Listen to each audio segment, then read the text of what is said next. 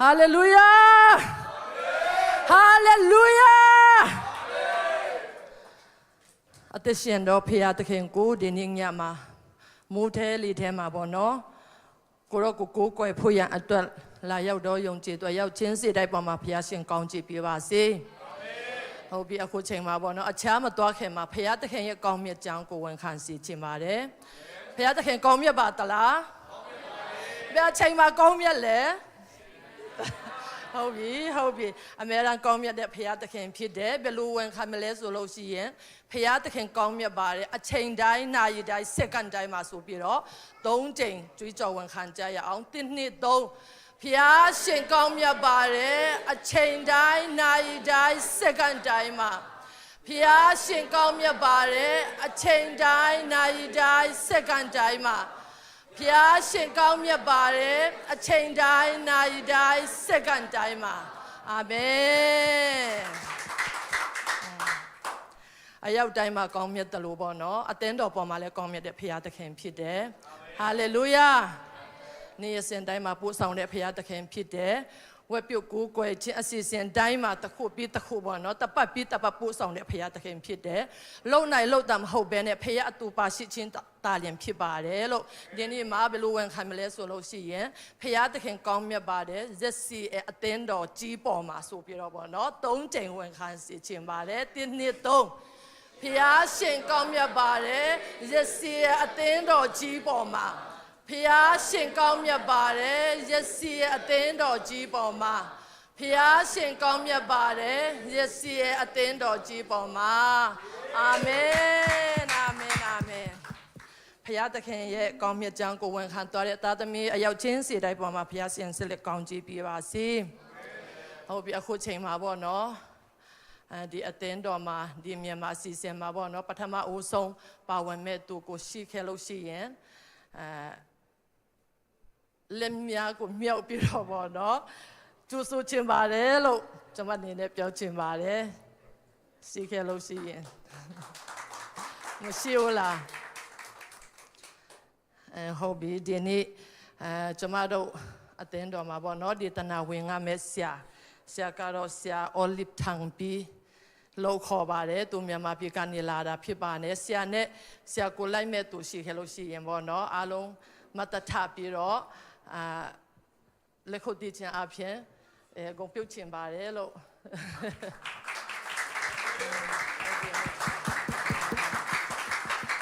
ကျေးဇူးတင်ပါတယ်ပြန်ထိုင်လို့ရပါပြီဟုတ်ပြီအခုချိန်မှာပေါ့နော်အလုံးငွေကောက်ခံရမယ့်အချိန်ဖြစ်ပါတယ်အလုံးငွေကောက်ခံပြဖို့ရန်ပေါ့နော်ညီမငယ်ခေါ်နုကနေ sorry အလုံးငွေစက်ကပြဖို့ရန်ညီမငယ်ခေါ်နုကနေစက်ကပြီးတော့ကောက်ကန်ပြီးဖို့ရန်အတွက်အာရှတင်နှစ်ယောက်လောက်ပေါ့နော်ကိုငွေဖို့ရန်အတွက်ဖိတ်ခေါ်ပါတယ်ပြီးတော့အလုံးငွေကောက်ခံနေတဲ့အချိန်မှာပေါ့နော်စက်မုံထံကနေတချင်းတပေါ်အဖြစ်ပါဝင်သွားမှာဖြစ်ပါတယ်အားလုံးလက်ခုပ်တီးခြင်းအပြင်ကြိုဆိုကြရအောင်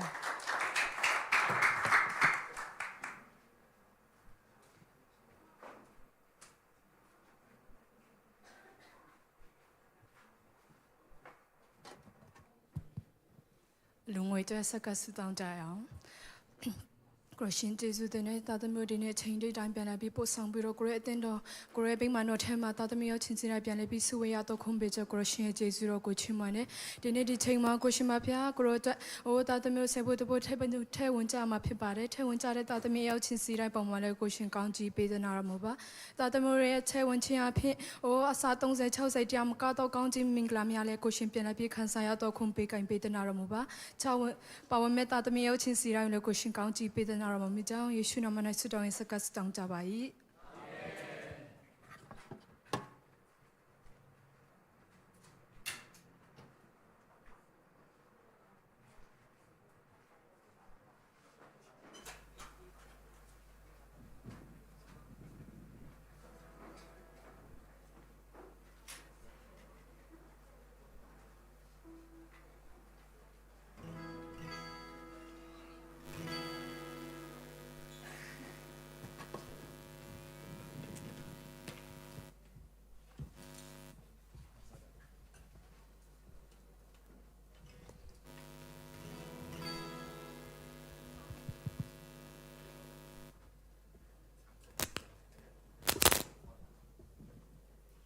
할렐루야.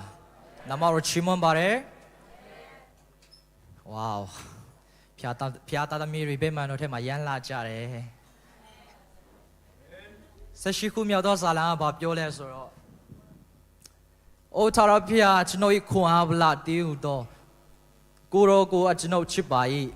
ထာဝရဖျား၏ငါဤကြောင့်ငါဤမြူယူငါကိုကယ်လွတ်တော်သခင်ငါဤဖျားငါကိုစားသောစွမ်းတတိငါဤအကွယ်ကငါကိုကယ်တင်တော်အိုးချိုငါဤရဲတိုက်ဖြစ်တော်မူ၏တဲ့ဒီနေ့ကျွန်တော်အရန်ရင်းနေတဲ့တခြင်းတပုံနဲ့နော်ဖျားကုန်တော်သူကွာချီမွန်ဖူရန်အားလုံးဖိတ်ခေါ်ခြင်းနဲ့ထာဝရဖျားရီငါဤကြောင့်ငါဤမြူယူငါကိုကယ်လွတ်တော်ခင်ငါဤဖျားငါကိုစားသောစွမ်းတတိငါဤကွယ်ကငါကိုကယ်တင်တော်ကြိုငါဤရဲတိုင်းဖြစ်တော်မူ၏အိုထာဝရဘုရားအကျွန်ုပ်ဤခွန်အားဗလာကိုတော်ကိုအကျွန်ုပ်ချစ်ပါ၏ထာဝရဘုရားအကျွန်ုပ်ဤခွန်အားဗလာကိုတော်ကိုအကျွန်ုပ်ချစ်ပါ၏ထာဝရဘုရားဤငါဤကြောင့်ငါဤမြူယူငါကိုကယ်လွတ်တော်သခင်ငါဤဖျားစားသောစွမ်းတတိငါ၏အကွယ်ကငါကိုကယ်တင်တော်ကြိုငါ၏ရဲတိုင်းဖြစ်တော်မူ၏ထာဝရဘုရားထာဝရဘုရားဤငါ၏ကြောင့်ငါ၏မြူယူငါတော်တခင်ငါ၏ငါကိုစားသောစွမ်းတတိငါ၏ကွယ်ကငါကိုကယ်တင်တော်ကြိုငါ၏ရဲတိုင်းဖြစ်တော်မူ၏အိုထာဝရဘုရားအကျွန်ုပ်၏ကိုယ်အားဗလာကိုတော်ကိုအကျွန်ုပ်Amen, amen, amen.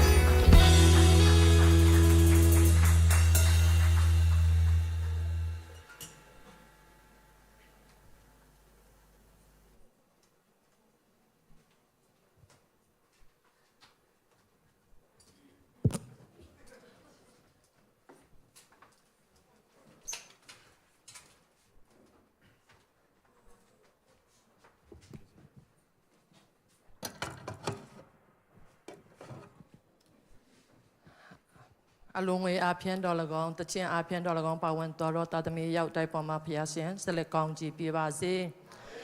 How be a who chain my bono, the Tihan chin, the two see hello, she and bono, Namin, love a chain pitch in Barello. She lo see and but the tabby.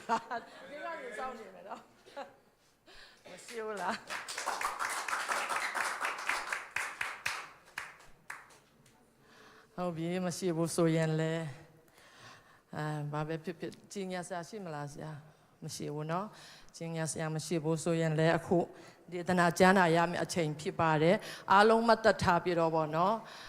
ဆရာနဲ့အသုံးပြုမဲ့တန်ရှင်တော်ဝိညာဉ်တော်ဘုရားကိုအားလုံးလက်ခုပ်တီးခြင်းအပြင်ကြိုးဆိုကြပါ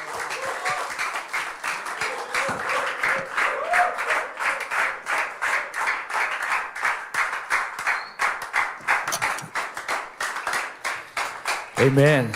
ကျေးဇူးတင်တယ်အားလုံးပြန်လဲထိုင်လို့ရပါပြီโอเคကျွန်တော်လည်းမြန်မာလိုတရားမဟောတာဒီမလေးရှားရောက်ကြရပဲပေါ့နော် ဒီ ဒီနေ့မှမြန်မာလူပြန်3ရတော့ကိုကနဲ့ကိုနည်းနည်းဘာတခုလိုအပ်နေတယ်လို့ပဲနော်ဆိုတော့ဘုရားကြီးဆိုတော့ချီးမွမ်းတယ်နှစ်ပေါင်းများစွာကျွန်တော်မြန်မာလူပဲတုံးတယ်ဒါပေမဲ့ရန်ကုန်ရောက်တော့သူများတွေကမြို့ပြတိုက်တွေရောက်တဲ့ခါမှာမိမိရဲ့မိခင်ဘာသာစကားမိတ်သွားတယ်ဒါပေမဲ့ကျွန်တော်ဘုရားပြောင်းပြန်လုပ်တယ်ပေါ့နော်တကယ်အဲ့လိုမြို့ကြီးရောက်တဲ့ညမှာမိမိရဲ့မိခင်ဘာသာစကားပူတော်သွားတယ်ဆိုတော့အခုဒီဘက်ပူရောက်တော့ပူဆိုးသွားတယ်ပေါ့နော်ဒီဘက်စကားလည်းမတော်ပေါ့နော်မိမိရဲ့မိခင်ဘာသာစကားနဲ့ပဲနေရာတိုင်းမှာပြောနေရတော့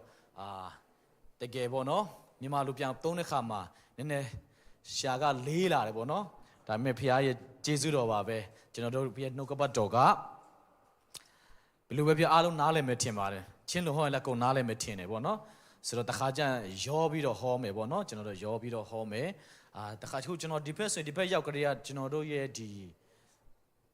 ီတေးရန်စကားပေါ့နော်အပြိုးများလာတော့ကျွန်တော်လည်းနည်းနည်းရောလာတယ်ပေါ့နော်ကျွန်တော်မျိုးတွေကကျွန်တော်ပြောတယ်စကားသားရောတယ်နော်တဲ့ဟုတ်တယ်လို့ကျွန်တော်ယေရှုနဲ့တူတော့နေမယ်လို့ပေါ့နော်ယေရှုကလည်းလူမျိုးတကာတော့သူ့သားလို့ပြောတာနော်သူဖန်ဆင်းတဲ့သူ့ရဲ့လူမျိုးတွေလို့ပြောတာကိုဒါကြောင့်ယေရှုနဲ့တူရင်တော့ရောရမှာပဲမရောလို့မရဘူးပေါ့နော်ဆိုတော့ဒီနေ့မှာရှုစွာဘုရားကျေးဇူးတော်နဲ့ချီးမွမ်းတယ်ဒီနေ့မှာဒီလိုစုံတွေ့နိုင်ခုပေါ့နော်ဖခင်ကလည်းပြင်ဆင်ပေးတယ်လို့ဒီမှာတာဝန်ရှိတယ်ပေါ့နော်ဆရာကြီးတို့ဆရာမကြီးတို့ဒီမှာရှိတဲ့မှုတော်ဆောင်တဲ့ဓမ္မမိတ်ဆွေအားလုံးကိုလည်းအထူးကျေးဇူးတော်တင်တယ်ဒီနေ့ဆိုရင်တော့တကယ် surprise ပေါ့နော်ကျွန်တော်တို့ surprise ကြီးဖြစ်တယ်မနေ့မိုးလင်းမှာပေါ့နော်ညတုန်းကနည်းနည်းပေါ့နော်ကျွန်တော်ကဒီနေ့ခုလာတာကကျွန်တော်နာမည်ကတော့ခုနတည့်တဲ့အတိုင်းပဲပေါ့နော် Olive Town ပြီးလို့ခေါ်တယ်တချို့ကျွန်တော်ဒီညမှာပြန်ကြည့်လိုက်တော့တချို့ကျွန်တော်တော်တော်လေးမျက်နှာရင်းနှီးတယ်ဘာကြောင့်လဲဆိုတော့ line ပေါ်မှာကျွန်တော်တီးတဲ့လူတွေရှိတယ်ပေါ့နော်ကျွန်တော်နဲ့ friend ဖြစ်တဲ့လူတွေကျွန်တော်မှတ်မိတယ်ပေါ့နော်ခုနကျွန်တော်နဲ့ပါလာတာကကျွန်တော်ရဲ့အမျိုးသမီးမဟုတ်ပေါ့နော်တချို့အမျိုးသမီးလုံးထင်တယ်ပေါ့နော်တချို့လာမေးတယ်ဘယ်ချိန်တုန်းကအိမ်တော်ပြုတ်တာလဲပေါ့ကျွန်တော်အမျိုးသမီးမဟုတ်ဘူးကျွန်တော်ဦးလေးရဲ့အမျိုးသမီးဖြစ်တယ်ပေါ့နော်ကျွန်တော်အတော်ဖြစ်တယ်ဒီနေ့သူလည်းဒီမလေးရှားရောက်ကြတဲ့မြန်မာလူမကြဘူးတဲ့မကြဘူးမနော်မြန်မာလူတရားနားမထောင်ကြပြီဆိုတော့ဆိုဒီနေ့လိုက်လာခဲ့ဆိုမှကျွန်တော်ခေါ်လာတာဖြစ်တယ်ပေါ့နော်ဆိုတော့သူလည်းမြန်မာလူကြားချင်လို့ကျွန်တော်တရားဟောတာလည်းမြန်မာလူသူသိမကြဘူးထင်တယ်ပေါ့နော်ဆိုတော့ဖခင်သခင်ကိုချီးမွမ်းချင်လို့သူလိုက်လာတာဖြစ်ပါတယ်ပေါ့နော်ကျွန်တော်ကတော့ဒီတလောဒီမလေးရှားရောက်ကြတဲ့ကတော့3နေရာလောက်တော့ဒီ8တဲ့နေရာပြောင်းတယ်ပေါ့နော်နောက်ဆုံးတော့ကျွန်တော်ဒီအခုအတော်တို့နေတဲ့ဘက်ချမ်းပေါ့နော်စုံငိုက်လုံးဖက်ကိုရောက်သွားတယ်ပေါ့နော်တချို့ကတော့ပြောတယ်မြို့ပြင်ရောက်သွားလားတဲ့မဟုတ်ပါဘူးပေါ့နော်အဲ့မှာကျွန်တော်တီချာချိလိုက်တော့အဲ့မှာကျွန်တော်နေတဲ့နေရာမှာကျွန်တော်တို့ဒီမလေးရှားရဲ့တမရနေတဲ့နေရာထင်တယ်ပေါ့နော်အဲ့မှာအမြဲတမ်းသူတို့ဒီကိုတွေ့ဖြစ်တယ်ကျွန်တော်ပြင်သွားတိုင်းပေါ့နော်တခါလဲကျွန်တော်တရားဟောသွားပြီဆိုရင်သူတို့နဲ့ကြုံတယ်လမ်းမှာခဏကြုံတယ်နော်လူကြီးတွေနဲ့ခဏကားတိုးတယ်နော်စင်ပြပငေါက်ဖို့လည်းမဟုတ်ဘူးပေါ့နော်သူတို့ကခဏလမ်းပိတ်တော့လေလုံးဝစင်မပြေဘူးဒါပေမဲ့ဖခင်ကကောင်းချီးပေးတယ်ကျွန်တော်တို့ကိုတစ်နေ့ပို့ဆောင်ပေးတယ်ဒီနေ့ကျွန်တော်လာတဲ့ရည်ရွယ်ချက်တစ်ခုရှိပါတယ်ကျွန်တော်မလေးရှားလာတဲ့ဥစ္စာကကျွန်တော်မြန်မာပြည်မှာပြဿနာဖြစ်လို့လာရှောင်တာမဟုတ်ဘူးပေါ့နော်အဲ့ဒါတီးဖို့တချို့ကကျွန်တော်ပြောတယ်ဆရာတော်မမြန်မာပြည်ကနေရောက်လာပြီပေါ့နော်တဲ့ဆိုတော့သူတို့ထင်တာကကျွန်တော်ကြောက်လို့ပေါ့နော်ကျွန်တော်လည်းထပ်ပြေးလာတယ်လို့ထင်တာဘာဖြစ်လို့လဲဆိုတော့ကျွန်တော်သူတို့ရှိမှအမြဲတမ်းသူတို့အားပေးနေကြဖြစ်တယ်မကြောက်နဲ့ဖခင်သခင်ရှိတယ်ဖခင်ကကွယ်ကပေးနိုင်တယ်ပြောပြီးတော့ကိုကဒီမှာရောက်လာတော့မေးပြီပေါ့နော်မေးခွန်းနေဆရာဘယ်လိုဖြစ်တာတော့တဲ့မဟုတ်ပါဘူးကျွန်တော်ကိုဖခင်စီလို့ဖြစ်ပါတယ်ဖခင်ကကျွန်တော်ဘာပြောလဲဆိုတော့မြန်မာပြည်မှာလည်းကျွန်တော်ပြီးခဲ့တဲ့နှစ်လုံးအဲ့ဒီဒေသနာကိုဖခင်စီခိုင်းတဲ့နှုတ်ကပတ်တော့ကျွန်တော်အခွင့်ရှိသလောက်ပေါ့နော်တချို့ကဖခင်အခုပေးမယ်တချို့တင်းတော်ကအခုမပေးဘူးလေနော်ဆိုတော့သူတို့အခုမပေးတော့လည်းအတင်းတော်မှာတက်ပြီးတော့ဟောလို့လည်းမရအောင်ဆိုတော့သူတို့အခုမပေးတဲ့ခါကိုဟောလို့မရအောင်ကိုပြောလို့မရအောင်ဒါပေမဲ့ကျွန်တော် line မှာလည်းတီချာဗီဒီယိုလေးလုတ်ထားတယ်အဲ့ဒီကိစ္စတွေပေါ့နော်ဖခင်ဖွင့်ပြတဲ့အရာတွေဘာကြောင့်လဲဆိုတော့အခုချိန်မှာကျွန်တော်ဘယ်ပဲကြည့်ကြောက်ရွံ့နေရခြင်းဖြစ်တယ်အထူးသဖြင့်လူငယ်တွေစင်ပူပေါင်းစိုးပါတယ်ကျွန်တော်လာတဲ့ချိန်လဲတကယ်ကျွန်တော်ရဲ့ခေါင်းစဉ်ကျွန်တော်တငယ်ချင်းတယောက်ပြောတယ်ဒီဆရာကြီးတိမယ်ပေါ့နော်ရန်ကုန်မှာရှိတဲ့တငယ်ချင်းမောင်နူကပါပြောတယ်ဆိုတော့နင်သွားတဲ့ခေါင်းစဉ်နဲ့နင်ခုလက်ရှိကြုံနေတဲ့ຢာနဲ့တာအကွတ်တိတထက်ဖြစ်တယ်တဲ့အားကြောင့်ဖယားတင်ရနင်အမှုတက်ပြုတ်လိုက်မယ်နင်သွားပါရဲသွားဘာကြောင့်လဲဆိုကျွန်တော်လာမဲ့အချိန်မှာမြန်မာပြည်မှာလူငယ်တွေထွက်ခွင့်ပိတ်ထားတဲ့အချိန်ဖြစ်တယ်လုံးဝပိတ်ထားတဲ့အချိန်ဖြစ်တယ်ပြီးရင်သူတို့ရဲ့တတ်မှတ်ထားတဲ့အချိန်မှာကျွန်တော်တက်ကလည်းအဲ့မှာရှိသေးတယ်ပေါ့နော်35နှစ်မပြည့်သေးတော့ကိုလည်းပါသေးတယ်ခုချိန်မှာနိုင်ငံတော်ကတော်တော်ချစ်တဲ့အချိန်ဖြစ်တယ်နော်ကိုရဲ့မိဘတွေကကိုမထင်တောင်မှကိုရဲ့အိမ်ထောင်ဘက်ကကိုမထင်တောင်မှနော်ကိုရဲ့ ရီးစားတွေမချင့်တောင်မှခုချိန်မှာနိုင်ငံတော်ကကျွန်တော်တို့သားချစ်တာဖြစ်တယ်ကျွန်တော်တို့ရဲ့တခြင်းတပုတ်အရန်တတိရတယ်ဒင်အားတခင်ဒီအလိုရှိတယ်အခုမှတခင်ရမဟုတ်တော့နော်အစိုးရကလိုရှိတယ်ဆိုတော့ကျွန်တော်တို့အသက်တာမှာကြောက်ရွံ့ခြင်းတွေများလာတယ်ကျွန်တော်လည်းကြောက်ပါတယ်လူပဲကျွန်တော်အများကြီးမပြောခင်မှာနည်းနည်းကျွန်တော်နောက်ကြောင်းနည်းနည်းပြောမယ်ကျွန်တော်နာမည်ပြည့်စုံကတော့ငိုက်ထောင်လို့ခေါ်တယ် Olive Town ပြီးလို့အများခေါ်တယ်ပေါ့နော်ပြီးကြတော့ကျွန်တော်ကရန်ကုန်မှာလွန်ခဲ့တဲ့နှစ်တည်းကတော့ကျွန်တော် Olive Christian Church မှာအဲ့မှာအချိန်ပြည့်မှုတော်ဆောင်နေနဲ့ကျွန်တော်ဆက်ကပ်ခဲ့တယ်ဘုရားသခင်ရဲ့ calling နဲ့ပေါ့နော်ခေါ်ခြင်းနဲ့ဆိုင်တဲ့ခါမှာကျွန်တော်ကအပြင်ဒီပေါ့နော်ဘုရားကခေါ်တဲ့ခါမှာအတင်းတော်ကနေကျွန်တော်နားပြီးတော့ကိုယ့်အနေနဲ့ကိုပေါ့နော်ခြေလမ်းအသက်စတယ်မိဘတွေကတော့ကွယ်လွန်သွားပြီမိဘတွေမရှိတော့ဘူးဒါပေမဲ့ကျွန်တော်မှအတော်ပေါ့နော်အဖေရဲ့ညီမအပြိုလေးတယောက်ရှိတယ်ပေါ့နော်အသက်60ပပလေးပဲရှိသေးတယ်ပေါ့နော်လူပြိုတွေတဘောကြတယ်ဆိုတော့ကျွန်တော်ဆက်သွယ်ပါပေါ့နော်ကျွန်တော်မှအတော်အပြိုလေးတယောက်ရှိတယ်သူနဲ့အတူတူနေထိုင်တယ်ရန်ကုန်မြို့မှာယူဇနာဥယျာဉ်မြို့တော်မှာအတူတကွကျွန်တော်တို့ဒေါ်နဲ့လက်တွဲပြီးတော့ကျွန်တော်တို့ဒီကလေးဂီယာလေးပေါ့နော်ကျွန်တော် mission လေးစထားတာဖြစ်တယ်နှစ်တော်ကြာပြီဒါပေမဲ့ဒီနှစ်မှာဖခင်ကဒီအလုပ်ကိုပို့ပြီးဦးစားပေးလုပ်လို့ရအောင်ဖခင်ကစီခိုင်းတဲ့ခါမှာကျွန်တော်ကအမှုတော်ဆောင်အတင်းတော်ကနေနားပြီးတော့အဲ့ဒီ line ကိုပေါ့နော်ဖခင်စီခိုင်းတဲ့ line ကိုကျွန်တော်ကခြေစုံပြုတ်ဝင်လိုက်တာဖြစ်တယ်အဲ့ဒီခါမှာကျွန်တော်ကအဲ့ဒါနဲ့အတင်းတော်နဲ့ပေါ့နော်နည်းနည်းကိုရဲ့တွားတဲ့လမ်းမတူတဲ့ခါမှာကိုလမ်းနဲ့ကိုတွားကြတယ်ပေါ့နော်အဲ့ဒီခါမှာဘာဖြစ်စမအတော်ကပြောလာတဲ့ခါမှာငါတို့အတင်းတော်စဖို့လဲဖခင်ကကျွန်တော်မခေါ်ကျွန်တော်တော့များစွာတော့အားပေးတယ်အတင်းတော်စဖို့အတွက်ပေါ့နော်အစင်ပေးတယ်နင်ကအတင်းတော်ဆိုင်ပါစတာနဲ့ညီတယ်လို့ပြောတယ်ဒါပေမဲ့ကျွန်တော်ကမယုံဘူးလည်းမဟုတ်ပါဘူးဖခင်ကမစီခိုင်းတဲ့အတွက်ကျွန်တော်ကအတင်းတော်စဖို့အစီအစဉ်မရှိဘူးဘာလို့ဆိုတော့ရန်ကုန်မှာလည်းအတင်းတော်တအားများတယ်ယူဇနာမှာဆိုလမ်းတိုင်းမှာအတင်းတော်ရှိတယ်ကျွန်တော်တို့လမ်းမှာတောင်မှကျွန်တော်မသိလို့ရှိသေးတယ်ကျွန်တော်ရဲ့ဘောနော်အများအားကျွန်တော်သုံးနေတဲ့ကယ်ရီသမားတွေကျွန်တော်ပြောတယ်ဆရာကျွန်တော်တို့လမ်းမှာလဲဆရာတို့လူခရစ်ယာန်ကျောင်းရှိရနော်တဲ့ဟုတ်လားလို့ကျွန်တော်ဒီမှာနေတာ10နှစ်ကျော်မသိဘူးအတင်းတော့ဘယ်လောက်များလဲနော်ရန်ကုန်မှာဒါကြောင့်ဒီလောက်များတဲ့နေရာမှာဘုရားကကျွန်တော်ထပ်ခေါ်မယ်ဆိုတော့နည်းနည်းစဉ်းစားတယ်ပေါ့နော်ဒါပေမဲ့ဘုရားကတော့မခေါ်တဲ့အတွက်ကျွန်တော်ကအတင်းတော့မထောင်ဘူးဒါပေမဲ့ကျွန်တော်ဘုရားစီခိုင်းထားတဲ့ဒီကလေးဂီယာကိုတော့ကျွန်တော်စူးစမ်းပြီးတော့ဘုရားနဲ့ဆက်ကပ်တယ်အခုကျွန်တော် Celeste စူးစမ်းတဲ့ဆုတောင်းတယ်ဘာကြောင့်လဲဆိုတော့ကျွန်တော်တိုက်ခန်းနဲ့နေရတယ်ကျွန်တော်မြောက်များစွာကလေးတွေကိုမွေးထုတ်ပေးခြင်းတယ်ဘာကြောင့်လဲဆိုတော့ကိုတိုင်ကမိဘမဲ့ဖြစ်လာတဲ့ခါမှာကိုလူမျိုးပဲမိဘမဲ့ကလေးတွေကိုကိုချင်းစားတယ်လူတွေကဘလောက်နှိမ့်ဆက်လဲလူတွေကဘလောက်အထင်သေးလဲဆိုတော့ကျွန်တော်ကောင်းလေးခံစားခဲ့တယ်မိဘတွေရှိတဲ့ပင်လင်းမှာလည်းကျွန်တော်တို့ခံစားခဲ့ရတယ်ရှိတယ်ဒါကြောင့်ဒီကလေးတွေကိုကျွန်တော်ကိုချင်းစားတယ်ဒါကြောင့်ကျွန်တော်လက်လန်းမိတဲ့လောက်ကျွန်တော်လူမဖြစ်အောင်ကျွန်တော်လူအားမငယ်အောင်စမကျွန်တော်ကလေးတွေကိုတတ်နိုင်ဆိုလှုပ်ပေးခြင်းတယ်အဲ့ဒီနှလုံးသားဘုရားကထည့်ပေးတာဖြစ်တယ်ဒါကြောင့်ကျွန်တော်ဒီအရာကိုကျွန်တော် mission လုပ်ငန်းမှာဒါကျွန်တော်ဆက်လုပ်နေအခုကျွန်တော်ကိုတော့ပြင်ဆင်ပေးပါဘာတော့လဲဆိုတော့မြေကွက်တောင်းနေတာဖြစ်တယ်ဘာကြောင့်ကျွန်တော်အိမ်နဲ့ခြံနဲ့တေချာလုပ်ခြင်းတယ်ကလေးတွေဆိုတာကခုချိန်မှာကလေးတီးလေးဆိုရင်တို့ကအရန်ပြီးတန်တယ်စော့ကြတယ်ဒါပေမဲ့ကျွန်တော်တို့အိမ်မှာစော့တာနဲ့အောက်ကဆဲတာပဲဆိုတော့အဆင်မပြေဘူးเนาะ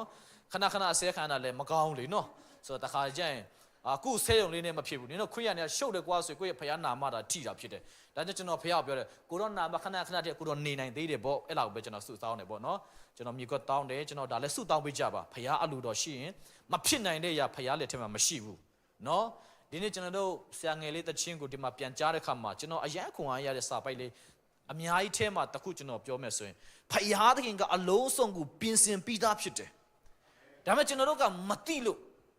့ကျွန်တော်တို့ကလက်လန်းမမီသေးလို့မတွေ့လို့ကျွန်တော်တို့ကတချို့ကသောမတ်လူဒီများတယ်ယုံကြည်သူတွေမှာနော်သောမတ်ရဲ့ယုံကြည်ခြင်းများတယ်ထိမတွေ့မကျွန်တော်ကလူတွေကမေးတယ်ဘယ်တော့အိမ်တော်ပြုတ်မှလဲရီးစားရှိတယ်မိမရှိတာရှိတယ်မနေ့ကကျွန်တော်တနေရာမှာကျွန်တော်ရဲ့ညီမတွေဝန်ခွဲတွေပေါ့နော်မတွေ့တာ15နှစ်လောက်ရှိပြီသူတို့မ4ယောက်ကလေးမတွေ့တာအဲ့နဲ့သူတို့ရှိညောက်လိတ်လာတယ်သူတို့စီသွားလဲရင်းနဲ့ညနေပြမဒီမှာညဈေးဆိုတာပေါ့နော်သူတို့မှသွားလဲတာလဲတော့အဲ့မှာကြော်ညာရောင်းနေတဲ့နော်ဒီမိကတ်တွေပါရောင်းနေတဲ့ဖွဲ့တဲ့သွားတူးတော့ကျွန်တော်လက်ကနေတကုံဆွဲကျွန်တော်တို့ကဝီစာပေးတာကိုကျွန်တော်ကအဲ့ဒါကိုသွားတွေ့တဲ့ခါမှာကျွန်တော်တို့ကလည်းယုံကြည်သူတွေကဝီစာပေးတယ်နော်သူများမယူဘူးဆိုရင်စိတ်မကောင်းဘူးလေဟုတ်တယ်မဟုတ်လားဆိုတော့ကိုချင်းသွားစာလိုက်တာအဲ့ဒါနဲ့သွားယူလိုက်တော့သွားကျွန်တော်ချင်းလက်ကိုဆွဲပြီးတော့သူ့ရဲ့ကြော်ညာဆိုင်တော့ခေါ်သွားရောကိုကလည်းဘာမှလည်းမသိလိုက်သွားတာပဲဒါသွားတော့ မလေးလူပြောနှစ်သုံးမှတစ်လုံးမှနားမလဲဘူးအဲ့ဒါကျွန်တော်ပြောတစ်လုံးမှနားမလဲလို့အင်္ဂလိပ်လူပြောတဲ့ခါမှာအော်ဟုတ်လားဆိုမှအဲ့ဒါကျွန်တော်ပြောဘယ်နိုင်ငံကလာတယ်လဲတဲ့မြန်မာပြည်ကလို့ပြောဒီကကျွန်တော်ဂျင်းပူထဲ့မှာတိတယ်အဲ့ဒါကျွန်တော်ပြောတယ်ကျွန်တော်အိန္ဒိယလာတာလို့ကျွန်တော်ခမရအိန္ဒိယအသားအရောင်နဲ့ဖွေးနေတယ်နော်တဲ့ဟာဒုက္ခအိန္ဒိယတွေအဲ့လောက်မမဲပါဘူးလို့ဖွေးတယ်လို့ရှိပါတယ်ခမရမမြင်တာနေမှာပေါ့မဟုတ်ဘူးတဲ့အဲ့ဒါ तू လူရှင်းနေပါလိမ့်ပေးကြော်ညာတွေပေါ့နော်အဲ့ဒါကျွန်တော်လက်ကိုတိုင်းတယ်ဒီဖက်လက်နဲ့ဖက်ခုနဲ့ညာဖက်လက်ကပူဖွေးသွားပြီတဲ့ကျွန်တော်ကြည့်တော့တူပဲမထူးချောင်းပေါ့နော်သူကဂျင်းထဲဖို့တော့ပြင်ဆင်တာကိုကလည်းတိတယ်လေနော်ဒါကွက်တွေကတော်တော်ရိုးနေပြီဆိုတော့လိန်ခိုင်းတယ်နော်သူစိတ်ကြိုက်လိန်ခိုင်းတယ်လိန်ခိုင်းတော့ကျွန်တော်သူကမေးတယ်ဘယ်သူနဲ့လာလဲနေရာဒီမှာဟာနီမွန်းထွက်တာလားလို့မေးတော့ဟုတ်တယ်လို့ပြောတာဟုတ်လားမိန်းမရှိလားရှိတယ်ပေါ့ဘယ်သူနဲ့လာသေးဘယ်သူတွေပါသေးတယ်ကလေးတွေပါကလေးတော့ပါမလားမိန်းမရှိတယ်အကူတွေမရှိတယ်ဆိုတော့အော်ဟုတ်လားဘယ်မှာလဲဆိုတော့ဖြစ်ချင်တော့အဲ့မှာညီမတွေရောညီမတွေအမျိုးသားရောပြီးရင်ကျွန်တော်တငယ်ချင်းမင်းကလေးတွေရောကျွန်တော်တို့လာလိုက်တာတငယ်ချင်းမင်းလို့လက်ချပြီးတော့ခဏလာအောင်လို့ငါခဏကူညုံလို့ဆိုတော့အဲ့ဒါနင့်မိန်းမလားဟုတ်တယ်ပေါ့နော်လကားနေနဲ့ကိုတငယ်ချင်းကကိုမိန်းမဖြစ်သွားတယ်ဒါမှမဟုတ် तू ကအသေးကြောင့်ပြီးရင်ကိုကမဝယ်ဘူးနော် तू ထည့်ပေးပြီးတော့ယူသွားပြီးရင်ပတ်စံတောင်းတာကိုကလက်ဆောင်ပေးတယ်ထင်ပြီးယူတော့မှလို့ပြီးတော့ပတ်စံတောင်းတော့အော်ဟုတ်လားဆိုပြန်ထားပေါ့နော်ဒီမှာလဲမထူးချောင်းမြန်မာနိုင်ငံလိုပဲကြုံရတယ်နော်တော်သေးတယ်ပေါ့မြန်မာနိုင်ငံမှာဒါတွေအတွေ့အကြုံရလာခဲ့လို့ဒါမို့ဆိုတော့အလကားအနေနဲ့ကျွန်တော်3-400ကုန်တော့မှအဲ့မှာကိုကလည်းအားနာတယ်ဘုနော်အားနာတော့ဝယ်မိခံနေတန်ငယ်ကျုံလာမေးတာငါဝင်ကောင်းမလားလို့မေးတော့ဝယ်လိုက်ရင်တော့အတုတည်းဖြစ်ကောင်းဖြစ်နိုင်တယ်လို့အားပေးလိုက်တော့မဝယ်တော့ပေါ့နော်ကျွန်တော်မိမနောက်တစ်ခေါက်ပြန်လာခေါ်မယ်နော်ဆိုမှသူ့ထားခဲ့လိုက်တယ်ပေါ့နော်ဆိုတော့ဒီလူလေးလည်းကြုံရတယ်ပေါ့နော်ဒီမှာလည်းသူတို့ကလည်းတားယုံနေထင်တယ်ကျွန်တော်ကိုနော်မြန်မာနိုင်ငံလားမဟုတ်ဘူးကျွန်တော်ကအိန္ဒိယပြည်ကဖြစ်တယ်အိန္ဒိယဘယ်လူမျိုးတွေလဲလို့ပြောကျွန်တော်မီဇိုလူမျိုးတွေမီဇိုကဘာလူမျိုးတွေလာသေးတယ်သူတို့ကလည်းအဲ့နဲ့ကျွန်တော်ဒီလူမြန်မာနယ်ဆက်ဒီလူရှိတယ်ဆိုတော့နောက်ဆုံးတော့သူလည်းနားမလဲလို့ထင်တယ်ဟုတ်ကဲဆိုတာလည်းပြီးသွားပြီနော်ဒါလည်းမဆိုးဘူးဒီနိုင်ငံမှာနေရတာတော်တော်ကောင်းတယ်အင်္ဂလိပ်စကားလည်းအများကြီးပြောစရာမလိုဘူးနော်တလုံးလောက်ပဲကျွန်တော်ကားနဲ့လာတိုင်းမှာကျွန်တော်စကားလာပြောတယ်သူတို့ကအဲ့နဲ့ကျွန်တော်က okay ဆိုတော့ဖုန်းကြီးအိတ်နေတယ်အဲ့ဆိုတော့မပြောတော့တခါကျရင်တရားဟောပြီးပြန်သွားရင်ကိုကမောပါဆိုတော့သူတို့စကားလာပြောချင်တာကိုက grip ကလည်းကိုကနဲ့ကိုပဲခေါ်လာဆိုတော့ကိုရဲ့ပုံကြည့်ပြီးတော့နာမည်ရတယ်ကျွန်တော်တခြားနာပြော olive ဆိုပဲပေးလိုက်သူတို့ထူးဆန်းခိုင်းတာနင်နာမည် olive ဖြစ်နေအဲ့ဒါဘာလဲဘာလူမျိုးလဲပေါ့မေးချင်တာတိတယ်နော်ဒီလူကစစ်ပြောရင်ပြောကြစကားကုံမှာဆိုဂျူတိလို့ဂျူပိတ်လိုက်တာနော်ကျွန်တော်စကားမပြောနဲ့လို့ပင်ပန်းတယ်ပေါ့ခက်တီနေသူတို့ပေါ့နော်အဲ့လူလေးဒီနိုင်ငံမှာဒီလူလေးဖျဲချောက်ခဲ့ရတယ်ပေါ့နော်ဒီနိုင်ငံမှာလည်းတကယ်ကောင်းတယ်ဆိုတော့ကျွန်တော်တို့ဒီနေရာမှာကျွန်တော်ဇာတိပြောပြီးလားမပြောသေးဘူးเนาะကျွန်တော်ဇာတိမိခင်ဖခင်ဇာတိကကျွန်တော်တို့ဟေလေးကြီးစွာဖြစ်တယ်เนาะဟေလေးရွာကဖြစ်တယ်ကျွန်တော်တို့တချို့ပြောတယ်လို့ပေါ့ဟိုအခုဆရာစီကဲခိုင်းမိမပြောတယ်လို့ပေါ့အရဲတဲလေတော့အရဲတဲเนาะဆရာစီကဲမိမကနင်ယောက်ျားနဲ့ဘာစကားသုံးလဲဆိုကျွန်တော်တို့အရဲသုံးတယ်ပေါ့เนาะတေးစားစကားသုံးတယ်လောက်ပါပေါ့เนาะလေမြန်နေပြောတယ်လို့ကျွန်တော်တို့အရဲတဲဖြစ်ပါတယ်ပေါ့เนาะမိဘဒီနှစ်ပါးစလုံးကအရဲသုံးတယ်ကျွန်တော်ကတော့ဗငဲသုံးတယ်ကျွန်တော်အမျိုးစုံသုံးတယ်ကြိုးစားပြီးတော့ကျွန်တော်ကဘယ်တော့ပဲသုံးတကယ်ရွာလာတဲ့လူတွေကနားမလဲဘူးကျွန်တော်စကားကျွန်တော်လည်းသူတို့ပြောစကားနားမလဲဘူးเนาะအဲ့ဒါကြောင့်ကျွန်တော်ကသူတို့အရဲသုံးရင်ကျွန်တော်ဗငဲသုံးတယ်ပေါ့เนาะဒါကျွန်တော်သုံးတဲ့ဥစ္စာဖြစ်တယ်ဟုတ်ပြီဖျားကြီးစောချီးမွမ်းတယ်ကျွန်တော်လည်းဒီမှာကြာရင်မနေဘူးပေါ့เนาะကျွန်တော်ပြီးလာမယ့်လ3လပိုင်းတရက်နှစ်မြန်မာပြည်ကိုပြန်တော့မှဖြစ်တယ်ဖျားစီလို့တော့ကျွန်တော်လာတာဖြစ်တယ်ဖျားစီလို့တဲ့ခေါင်းစဉ်ပါလဲဆိုတော့မကြောက်နဲ့မစိုးရင်နဲ့ဘာကြောင့်လဲကျွန်တော်တို့ခုချိန်မှာကြောက်နေရတယ်မြန်မာပြည်မှာကျွန်တော်ကကျန်းစာကြောင်းတိန်နဲ့ကျွန်တော် active တက်တဲ့ချိန်မှာဒီ covid 19တွေနဲ့တခါတည်းစုံတွဲပြီးလာတာဖြစ်တယ်လာတဲ့ချိန်မှာကျွန်တော်ဒီ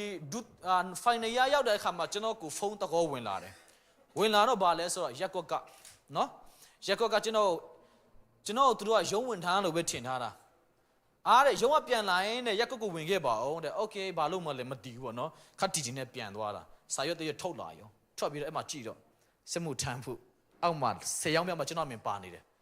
အိုးအေးဟုတ်ပြီကျွန်တော်ပါတယ်ပေါ့နော်အဲ့ဒီချိန်ကလေးကအခု3နှစ်ထဲသွားနေပြီကျွန်တော်ခေါ်ထားတာဒါပေမဲ့ကျွန်တော်စိတ်ထဲမှာရုပ်တရက်ကြီးတော့နည်းနည်းကြောက်သွားတယ်လေနော်ဟာခေါ်သွားရင်အရင်တုန်းကတော့ငငယ်တုန်းကတော့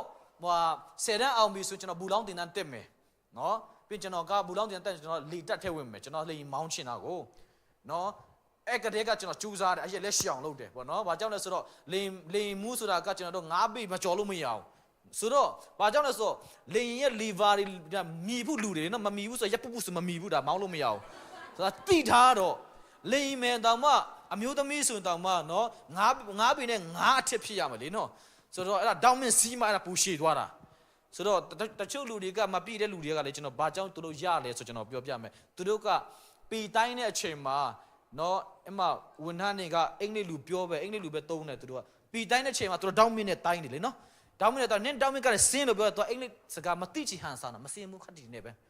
အဲ့ဒါဟိုကလည်း तू မတီးထင်မှလည်းတခါတိုင်းလိုက်တာဆိုတော့အရက်ပိုရှိသွားဒါပေမဲ့အပြင်မှာကျတော့ပူတယ်အဲ့ဒါပူတဲ့လူကအဲ့လိုလိန်ပြီးဝင်လာတာနော်လိန်မယ်တွေကအဲ့ဒါကျွန်တော်ကိုယ်တိုင်ပြောတာမဟုတ်ကျွန်တော်အဲ့ဒီလိန်မယ်တဲ့မှာဝင်နေကျွန်တော်တငယ်ချင်းတွေကပြောမှတိတာ तू လည်းအဲ့ဒီဆောင်မှုပဲမကြလို့နော်သူကအင်္ဂလိပ်စကားတားကျွမ်းတာကိုတငယ်ချင်းကတားကျွမ်းတော့ဟိုကစင်းလို့ပြောတော့စင်းချလိုက်တာစင်းတော့သူရက်ကလည်းပူတော့တလက်မပူတော့လိန်မယ်မရတော့အတူရဲ့ဘဝနဲ့ကြုံခဲ့တဲ့ဆိုတော့သူက sharing ပြန်လုပ်တာအဲ့ဒါကြောင့်တချို့လိန်မယ်တွေကအရက်ပူနဲ့ဘာကြောင့်ဖြစ်တာလဲဆိုတာသူတို့ကနော်လိန်လည်မှုနဲ့ဖြစ်ပါတယ်လိန်လည်မှုနဲ့နော်လိန်မယ်ဖြစ်တယ်ဆိုတော့ကျွန်တော်ကအဲ့ဒီချိန်တုန်းကတော့ဖြစ်ချင်တယ်နော်ဒါပေမဲ့အခုချိန်တော့မဖြစ်ချင်တော့ဘူးနော်မဖြစ်ချင်တော့ဒါပေမဲ့ကျွန်တော်နိုင်ငံတခြားနိုင်ငံတွေနဲ့ဖြစ်တယ်ဆိုတော့ကျွန်တော်လည်းပြန်ပြီးလုပ်မှာပါလုပ်ပေးမယ်ဒါပေမဲ့အခုစာအထဲမှာဆိုတော့စိတ်မပါဘူးကျွန်တော်လည်းနော်မိသားစုရန်ဖြစ်တာတော့လုံးဝစိတ်မပါဘူးဒါပေမဲ့ကျွန်တော်စုတောင်းတယ်ကိုတော်ဘယ်လိုလုပ်မှာလဲတာပြည့်ရမှာလားကြောင်းတိတ်ရင်တားလည်းကြောင်းပဲနားရမလို့နော်ကြောင်းပဲနားပြီးတော့ပြည့်ရမလို့ဖြစ်တယ်အဲ့ဒီချိန်တုန်းကဒါပေမဲ့ဖယားကကျွန်တော်အဲ့ဒီချိန်မှာပါပြီးလဲဆိုတော့ကျွန်တော်စုပဲတောင်းတယ်လုံးစရာမရှိတော့ဘူးပြီးမယ်ဆိုရင်ပြီးလို့ရပါတယ်ကုတကူတဲ့ဘယ်မိဘလည်းကယူဆိုင်စရာမလိုဘူးမိမလည်းမရှိဘူးဆိုတော့ပြီးလို့ကောင်းတယ်လीနော်ဘယ်မှာအခုလည်းဒီမှာနေလို့ရတာပဲဒါပေမဲ့ဖယားမခိုင်းဘူးဆိုရင်တော့သွားပြေးလိုက်နော်ယောနာကတော့ငါးကြီးပိုက်ထဲမှာ3ရက်နေရတယ်နော်ကျွန်တော်တို့ကတော့မထင်မှ6လနေရတယ်ဟိုဒီထဲမှာနော်နေရလိုက်မယ်နေရပြီးတော့ကိုမရောက်ချင်းနဲ့ပြန်သွားရမှာတီးချတယ်အဲ့ဒါဖယားမခိုင်းဘူးဆိုရင်ယောနာလည်း तू မရောက်ချင်းနဲ့ညာ तू ပြန်သွားရတယ်ဒါကျွန်တော်သိတယ်ဒါတီးလို့တီးယုံနဲ့မရတော့ကိုကြုံနေပြီလေနော်ဘယ်လိုရှောက်မှလဲကျွန်တော်စုပဲတောင်းတယ်ကိုတော့မတတ်နိုင်ဘူ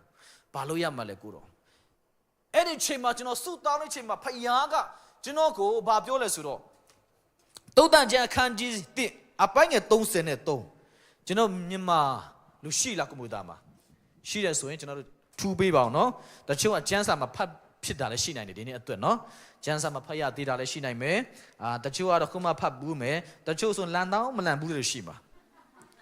ကျွန်တော်အမျိုးတယောက်ကကျွန်တော်ပြောတယ်ကျွန်တော်ဒီမှာ10နှစ်ရှိပြီတဲ့တခါမှဖယားเจ้าမရောက်ဘူးတဲ့ကျန်းစာဖတ်ဖို့ဆိုဝေးပေါ့နော်အဲ့ဒါဆိုရင်တော့ဟုတ်ပြီတုတ်တန်ကြခန်းကြီးတေးအပိုင်းငယ်30နဲ့3ကျွန်တော်အားလုံးလည်းကျန်းစာပါမဲ့ရုပ်မပါဘူးเนาะကျွန်တော်ကြည့်တာတချို့ကလုံးဝဖုန်းပဲပါတယ်အဲ့ဒါလည်းကောင်းတယ်เนาะမပါတာလည်းဆိုင်တချို့ကဖုန်းတာပါတာအထဲမှာပါကျန်းစာမပါဘူးเนาะတခြားဥစ္စာတော့ကုန်ပါတယ်เนาะဥပမာအနှိမ့်ဆုံး TikTok လို့ပြောတာလားမသိဘူးเนาะကျွန်တော်စော်လည်းမစော်ခေါ်လည်းမခေါ်တတ်ဘူးကျွန်တော်ဖုန်းထဲမှာတော့မရှိဘူးเนาะဆိုင်မှာဖုန်းတော့ဝယ်အဲ့ဒါတွေပါလာအကုန်ထုတ်ခိုင်းတာဘာလဲကိုနဲ့မဆိုင်ဘူးပေါ့เนาะကျွန်တော်ပါစနေပါကဲဟုတ်ပြီဖတ်ရအောင်ငါစကားကိုနားထောင်တော်သူမူကားလုံခြုံစွာနေ၍ဘေးကိုမကြောက်ပဲငြိမ်ဝှက်လိမ့်မည်ဟာလေလုယာအဲ့ဒါဖယားစကားပဲဖယားစကားကိုနားထောင်တော်သူမူကားတဲ့လုံခြုံစွာနေရမယ်ခုနကျွန်တော်တို့တချင်းထဲမှာခုနနော်ညီငယ်လေးကကုန်တော့ချီးမွမ်းတယ်ထောင်တော့ဖျားသည်ငါဤတူထိန်ဆာလန်ဆရာဘာကြောင့်ဒီထောင်တော့ဖျားသည်ငါဤတူထိန်ဖြစ်တော်မူဤလို့ပြောရလဲဖယားကတူထိန်တဲ့ခါမှာတူနဲ့သူအစာတွားရှာတာမဟုတ်ဘူးတူနဲ့သူမတွားနိုင်ဘူးတူနဲ့သူမလုံနိုင်ဘူးလောက်တာကဘယ်သူလဲဆိုတော့သူ့ရဲ့တူထိန်ရှင်ကဒီမှာတွားဆိုရင်တွားတယ်ဒီမှာသူ့ရဲ့အစာစားဖို့သူကောင်းနေရှာပေးတယ်ပြီးပြန်တဲ့ခါမှာတန်းစီပြီးတော့နော်တူထိန်ရှင်ရဲ့အတန်ကိုနားထောင်ပြီးတော့သူတို့ကလိုက်သွားကြတယ်ဒါကြောင့်ဒီတူထိန်ရှင်ဆိုတဲ့ပုဂ္ဂိုလ်ကဒီတိုးတွေကိုကြောက်ထဲမကြောက်အခက်ခဲမရှိအောင်အမြဲတမ်းကာကွယ်ပေးနေတယ်လို့ကျွန်တော်တို့ဒီတူရဲ့အကြောင်းလေးလာခါမှမြင်တွေ့ရတယ်ဒါကြောင့်ထာဝရဖယားကကျွန်တော်တို့ကအမြဲတမ်းကာကွယ်ပေးနေတယ်ဒါမဲ့ကျွန်တော်တို့ကတော့ဖယားတော့ကာကွယ်တာပေါ့ဆရာကြီးဒါမဲ့ကြောက်တာပဲနော်မဆိုင်ဘူးလေနော်ကြောက်တာပဲတချို့ကပြောတယ်ကျွန်တော်ယုံကြည်ခြင်းမှာ fire ဖြစ်တယ်ဒါမဲ့တရေတော့နည်းနည်းကြောက်တယ်ဆရာတဲ့တရေကတကယ်ဆိုကျွန်တော်တို့ तू ကကြောက်တာကျွန်တော်တို့ခွေးရန်လောကမပြောနဲ့နော်ဒီ năn nè bắt tắt đeo sao đó cho nó biểu bia mẹ tụi nó đi cầu này cả lu cháu để tụi nó ta lấy ra đi rồi cho nó ta lấy ra mùi tụi cháu để mua là để mà tụi nó cho nó bù cháu để ba cháu này cái bao nhiêu khán giả tìm mà cái phải giá cái đi ta lấy ra đi lúc của ông cháu này để ta cố phải giá pay ra bị đạp chết phải giá cái dùng mà tiền luôn đã cho sa đàn mà nó cái đi lâu thì bà cha lâu này để rồi phải giá cái túi ta cố lâu xuân này ta không mà tiền mà tiền luôn ấy để tay tụi cái bà mình chỉ mà trả lại đó sa đàn ông tao pay để phải giá cái túi ta đàn này phản xin thay cho nó đâu của bà cha mà pay mà này bù yếu tao pay mà chết đã cho nó ở trên mà phải giá pay ra để ta cố rồi xí bị đó đã chứ tiền xây thêm mà cho nó xây thêm mà ngã cháu này đi ngã bị lụp này mà cao na chỉ am hiện biểu này đi thêm mà ta bì này lồng châu mu cái biểu đó cháu xài đi làm cho nó ấy đi chuyện à sao bị tụi nó cho nó khó đấy tụi nó biểu này về cái yếu tố mà sai hậu là cho nó tụi nó biểu là gì ê này ngàn đó cái thâu thà là cái thằng mà xài đi mà bảo số, không nhà bảo cho nó khó đấy ấy là nó xài yếu mà xin lại khó đấy khá xin ê xin mà thì mà ngã cắt mua đồ sống cắt đi bài bịa thế này bà phê là bọn nó cho nó cô làm mà cháu đến nó giống như bà sửa ra các cô này mà xây mù lên nó tụi nó phơi đi sao phụ tang mà xây nè bà cháu này cho nó phô cả sét ta phê cả sét ta uli cả sét ta, yapha cả sét ta, bên tu cháu mà câu nó đi theo đi sao cô lố thà nát đấy sao biến phê là cô này khát đi này bọn nó đã bên này nó cháu đã bọn nó tụi nó biến phê cô khai à mà bà cháu này cô lo sẽ khai mà xí tụi nó xí đấy lo cái gì nàyแต่ไม่ฉันเอายงจีนี่อยากกับบ้านเลยสิพยาคุมมาบิวฉันเอาเบ็ดตัวมาที่ไหนบุษฉันเอาสิ่งที่มาวิ่งลาเดฮาเลลูยาแต่ฉันเอาพยายงเดกูรอฉันเอากูตัวเราว่าเราเปียวกูรอฉันเอากูอเมริกาการนี่เดตัวเราฉันเอามาที่ไหนบุษฉันเอายงจีชิมเทลาเดพยากาจะยงจีเนี่ยจะเสร็จแล้วเดพี่บุษสิ่งนี้เพี้ยอะไรเดแต่เมื่อเราเอ็ดเชียงอ่ะดอนเนาะงาอินเดียไปพี่ยามาละมาเลเซียไปพี่ยามาละเส้นสายนี่nó cú là pi bùi sinh ra để đi chơi nữa, nó bên cho nó cú vẫn quay tiêu cả lại, ngã nếu duyên sau thà là xe này xí bên này pian là này, nó Malaysia này giao đàn này ngã duyên ta khai để bù lại xia này ha, cái tiếng nào cao này nó, yên cao này, bên cú là tu lúc đấy sai mà tu manager số, lúc là tan xí để cho nó tu bám mà khéo khéo, lúc cả anh nhau ấy để nhà bỏ ra số bù đào xin bị đấy, tu chỉ để khám mà, sa đàn cái đó, phải ya thà này nhà cái này thoát phụ cho nó miêu rồi là bê, mà sa đàn đó sinh ra chỉ để mà số bù nó ngã in phải cô bắt sang này thâu lại để mà số bảo ngã mua đồ mà sao này mua bu phải à cả cho nó bu thà đến nhà cô tí này biến thoát toa này rồi cho nó gió na lụp phết làm này rồi đó biến sinh chuyện ao mi đấy cái nào phải à cái bên nào thâu mình cho nó dễ chơi lại đấy aku apa sih shake cô đào shake đói bịแต่ไม่ดีลูจีอะคู่เชิงที่มาพยาแต่ยาฮอนี่ลงไปฮาเลลูยาพยากวยการนี่แต่ยาเบ็ดดูมาจีน่ามาที่ไหนบุอาเกยကျွန်တော်ဖယားကကျွန်တော်ဘာနားလေခိုင်းနေဆိုအကယ်၍ကျွန်တော်ပါခဲ့တော့ကျွန်တော်မကြောက်ဘူးကျွန်တော်ရှိရညမှာဖယားရဲ့နှုတ်ကပတ်တော်ဝင်ငမယ်ဒါပဲဘာကြောင့်လဲအဲ့ဒီမှာလည်းပျောက်ဆုံးသောဝိညာဉ်တွေမြောက်များစွာရှိတယ်နော်ကျွန်တော်တို့ကဒီမှာရှိရလူတွေပဲပျောက်ဆုံးသောဝိညာဉ်မဟုတ်ဘူးအဲ့ဒီကလူတွေပျောက်နေတာဖြစ်တယ်ဒါကြောင့်ကျွန်တော်ရောက်နေကျွန်တော်အဲ့မှာအိမ်ဝင်ငမယ်ကျွန်တော်ဆုံးဖြတ်ချက်ချလိုက်တယ်ဖယားကလည်းကျွန်တော်တို့လှုပ်ပေးတဲ့အရာအားလုံးတစ်ခုစီတိုင်းကအချင်းတစ်ခုမှမရှိဘူးพยายามอาจารย์สิเราตัวอเมริกันชีเดจนยงจีเดจนนกบัดดอลลี่ลาจีเดคำมาดันฮีลาเที่ยวลี่ลาเดคำมาเชดอบิเชอบินิโกโรตั้งเงจินต้งยาวจ้าตุยาเดแต่ยังมาบางจีก็บาลุเลยตัวเลยนี่เราเสด็จบุเลยไม่ชีดเนาะบาบุลุนชิมินจีก็ตัวยังยกตุจีกูชีจีลบบีดลูอาลงกูกวยใครเนี่ยมากูกวยได้ลูอาลงกูมีได้มาชาบิไลไหมဒီတငယ်ချင်း3ယောက်ကလည်းသူတို့ဝင်ကြီးတွေဖြစ်တယ်နော်ခတ်တီတီပဲသူတို့အတန်လဲတော့ပူးစုမို့လဲမို့တော့အားလုံးကရှစ်ခိုးတယ်ဒါပေမဲ့ဒီ3ယောက်ကတော့ easy ပဲကျွန်တော်စဉ်းစားအဲ့ဒီအချိန်မှာဒန်ရီလာဘယ်သွားနေရလဲပေါ့နော်ကျန်းစာတယ်မဖော်တော့ဒန်ရီလာအဲ့ချိန်မှာပြောင်းနေတယ်ဒါပေမဲ့အဲ့ဒီတမိုင်းနောက်မှလိုအပ်ရင်ပေါ့နော်ကျွန်တော်မပြန်သေးဘူးဆိုတော့ပြန်ခေါ်ပေါ့နော်အဲ့ဒီခါ personal ပြန်ရှင်းပြပေးမယ်ကျန်းစာကြောင့်မဟုတ်တဲ့အတွက်နော်အဲ့ခါမှာကျန်းစာတဲ့တော့ပြန်ရှင်းဒါပေမဲ့ဒီမှာတော့မပြောတော့ဘူးနော်ဆိုတော့တငယ်ချင်း3ယောက်က easy ပဲဒါမဲ့သူတို့ကိုရန်ရှာတဲ့အဖွဲရှိတယ်နော်ဘယ်ညာမှာဆိုရန်သူရှိတယ်ယုံလာတာအတင်းတော်မှာလည်းရှိတယ်နော်တော့မထင်နဲ့လူတွေကကိုကြိုက်မယ်မထင်နဲ့နော်ရုပ်ချောလို့လူတိုင်းကိုချစ်မယ်မထင်နဲ့ချောလို့လည်းအမုန်းခံရတတ်တယ်ရုပ်ဆိုးလို့လူတွေကကိုမုန်းမယ်မထင်နဲ့နော်ကိုတရားချစ်တဲ့လူတွေရှိတယ်ကျွန်တော်တငယ်ချင်းဗမာတယောက်ကတရုတ်ကြားကကပ်ပလီအသားကတော့တော်တော်လေးကိုညှို့တယ်နော် စပင်ရလည်းကျွန်တော်တို့ကောက်တာဆိုတော့ तू ပြင်းတောင်ပြင်းသေးတယ် तू ကောက်တာကပူတောင်ကောက်သေးတယ်အရက်ကရှည်ပဲနော်ကျွန်တော်ကသူ့ပခုံးလောက်ပဲရှိတယ်ကျွန်တော်စကားပြောရတယ်ပေါ့နော် तू ကနိုင်ဂျီးရီးယားသားဖြစ်တယ်အဲ့နဲ့တငယ်ချင်းနဲ့ဘလူးမစ်ဆီနဲ့ तू ကြိုက်တာလေလို့ပြောတယ်မတည်ဘူးလေဒီမဲတာလေးကိုချစ်တာဟာဒုက္ခပဲနော်မဲတာလေးကိုချစ်တာတဲ့ဘာမှပြောလို့မရတော့အဲ့ဒါတော့မပြောတော့နဲ့နော်ကိုကတော့ဖွေးမှကြိုက်တာဟုတ်တယ်မို့လားများစုကနည်းနည်းတန့်မှပြတ်မှဟိုကမဲတာမှကြိုက်တာဆိုဘာမှပြောလို့မရဘူးဒါကြောင့်မဲနေတဲ့ကိုကြိုက်တယ်လို့ရှိတယ်ဘယ်နေရာမှာစုံကပြဿနာရှိတယ်မရှိတဲ့ညာမရှိဘူးပြဿနာမရှိဘူးဆိုတော့ဒီလူကနည်းနည်းကောက်နေရပဲနော်အတင်းတော်မှာလည်းပြဿနာရှိတယ်ကိုကြိုက်တယ်လို့ရှိတယ်မကြိုက်တယ်လို့ရှိတယ်ဒီမှာဒီ၃ယောက်ကလည်းသူတို့မကြိုက်တဲ့လူရှိတယ်သူတို့အလုပ်သူလုပ်တဲ့လုပ်ပေါ်ဆောင်ဖက်တွေကကြည်နေတာဘယင်စီသွားတယ်တကယ်ဒီလူ၃ယောက်ကကိုတော့ပြောတဲ့ချိန်မှာမရှိခုဘူးနော်တဲ့ကျွန်တော်ဆိုရင်ရှရက်အဘီရှရက်ဘီဒီကောတော့ဆိုရင်တော့ပြောလိုက်မှာဒီလူက तू ကငုတ်နေမှာဘာလို့ကျွန်တော်တွေ့ရ तू လည်းမငုတ်ဘူးနေမှာလို့ပြန်ပြောမှာဟုတ်တယ်မို့လား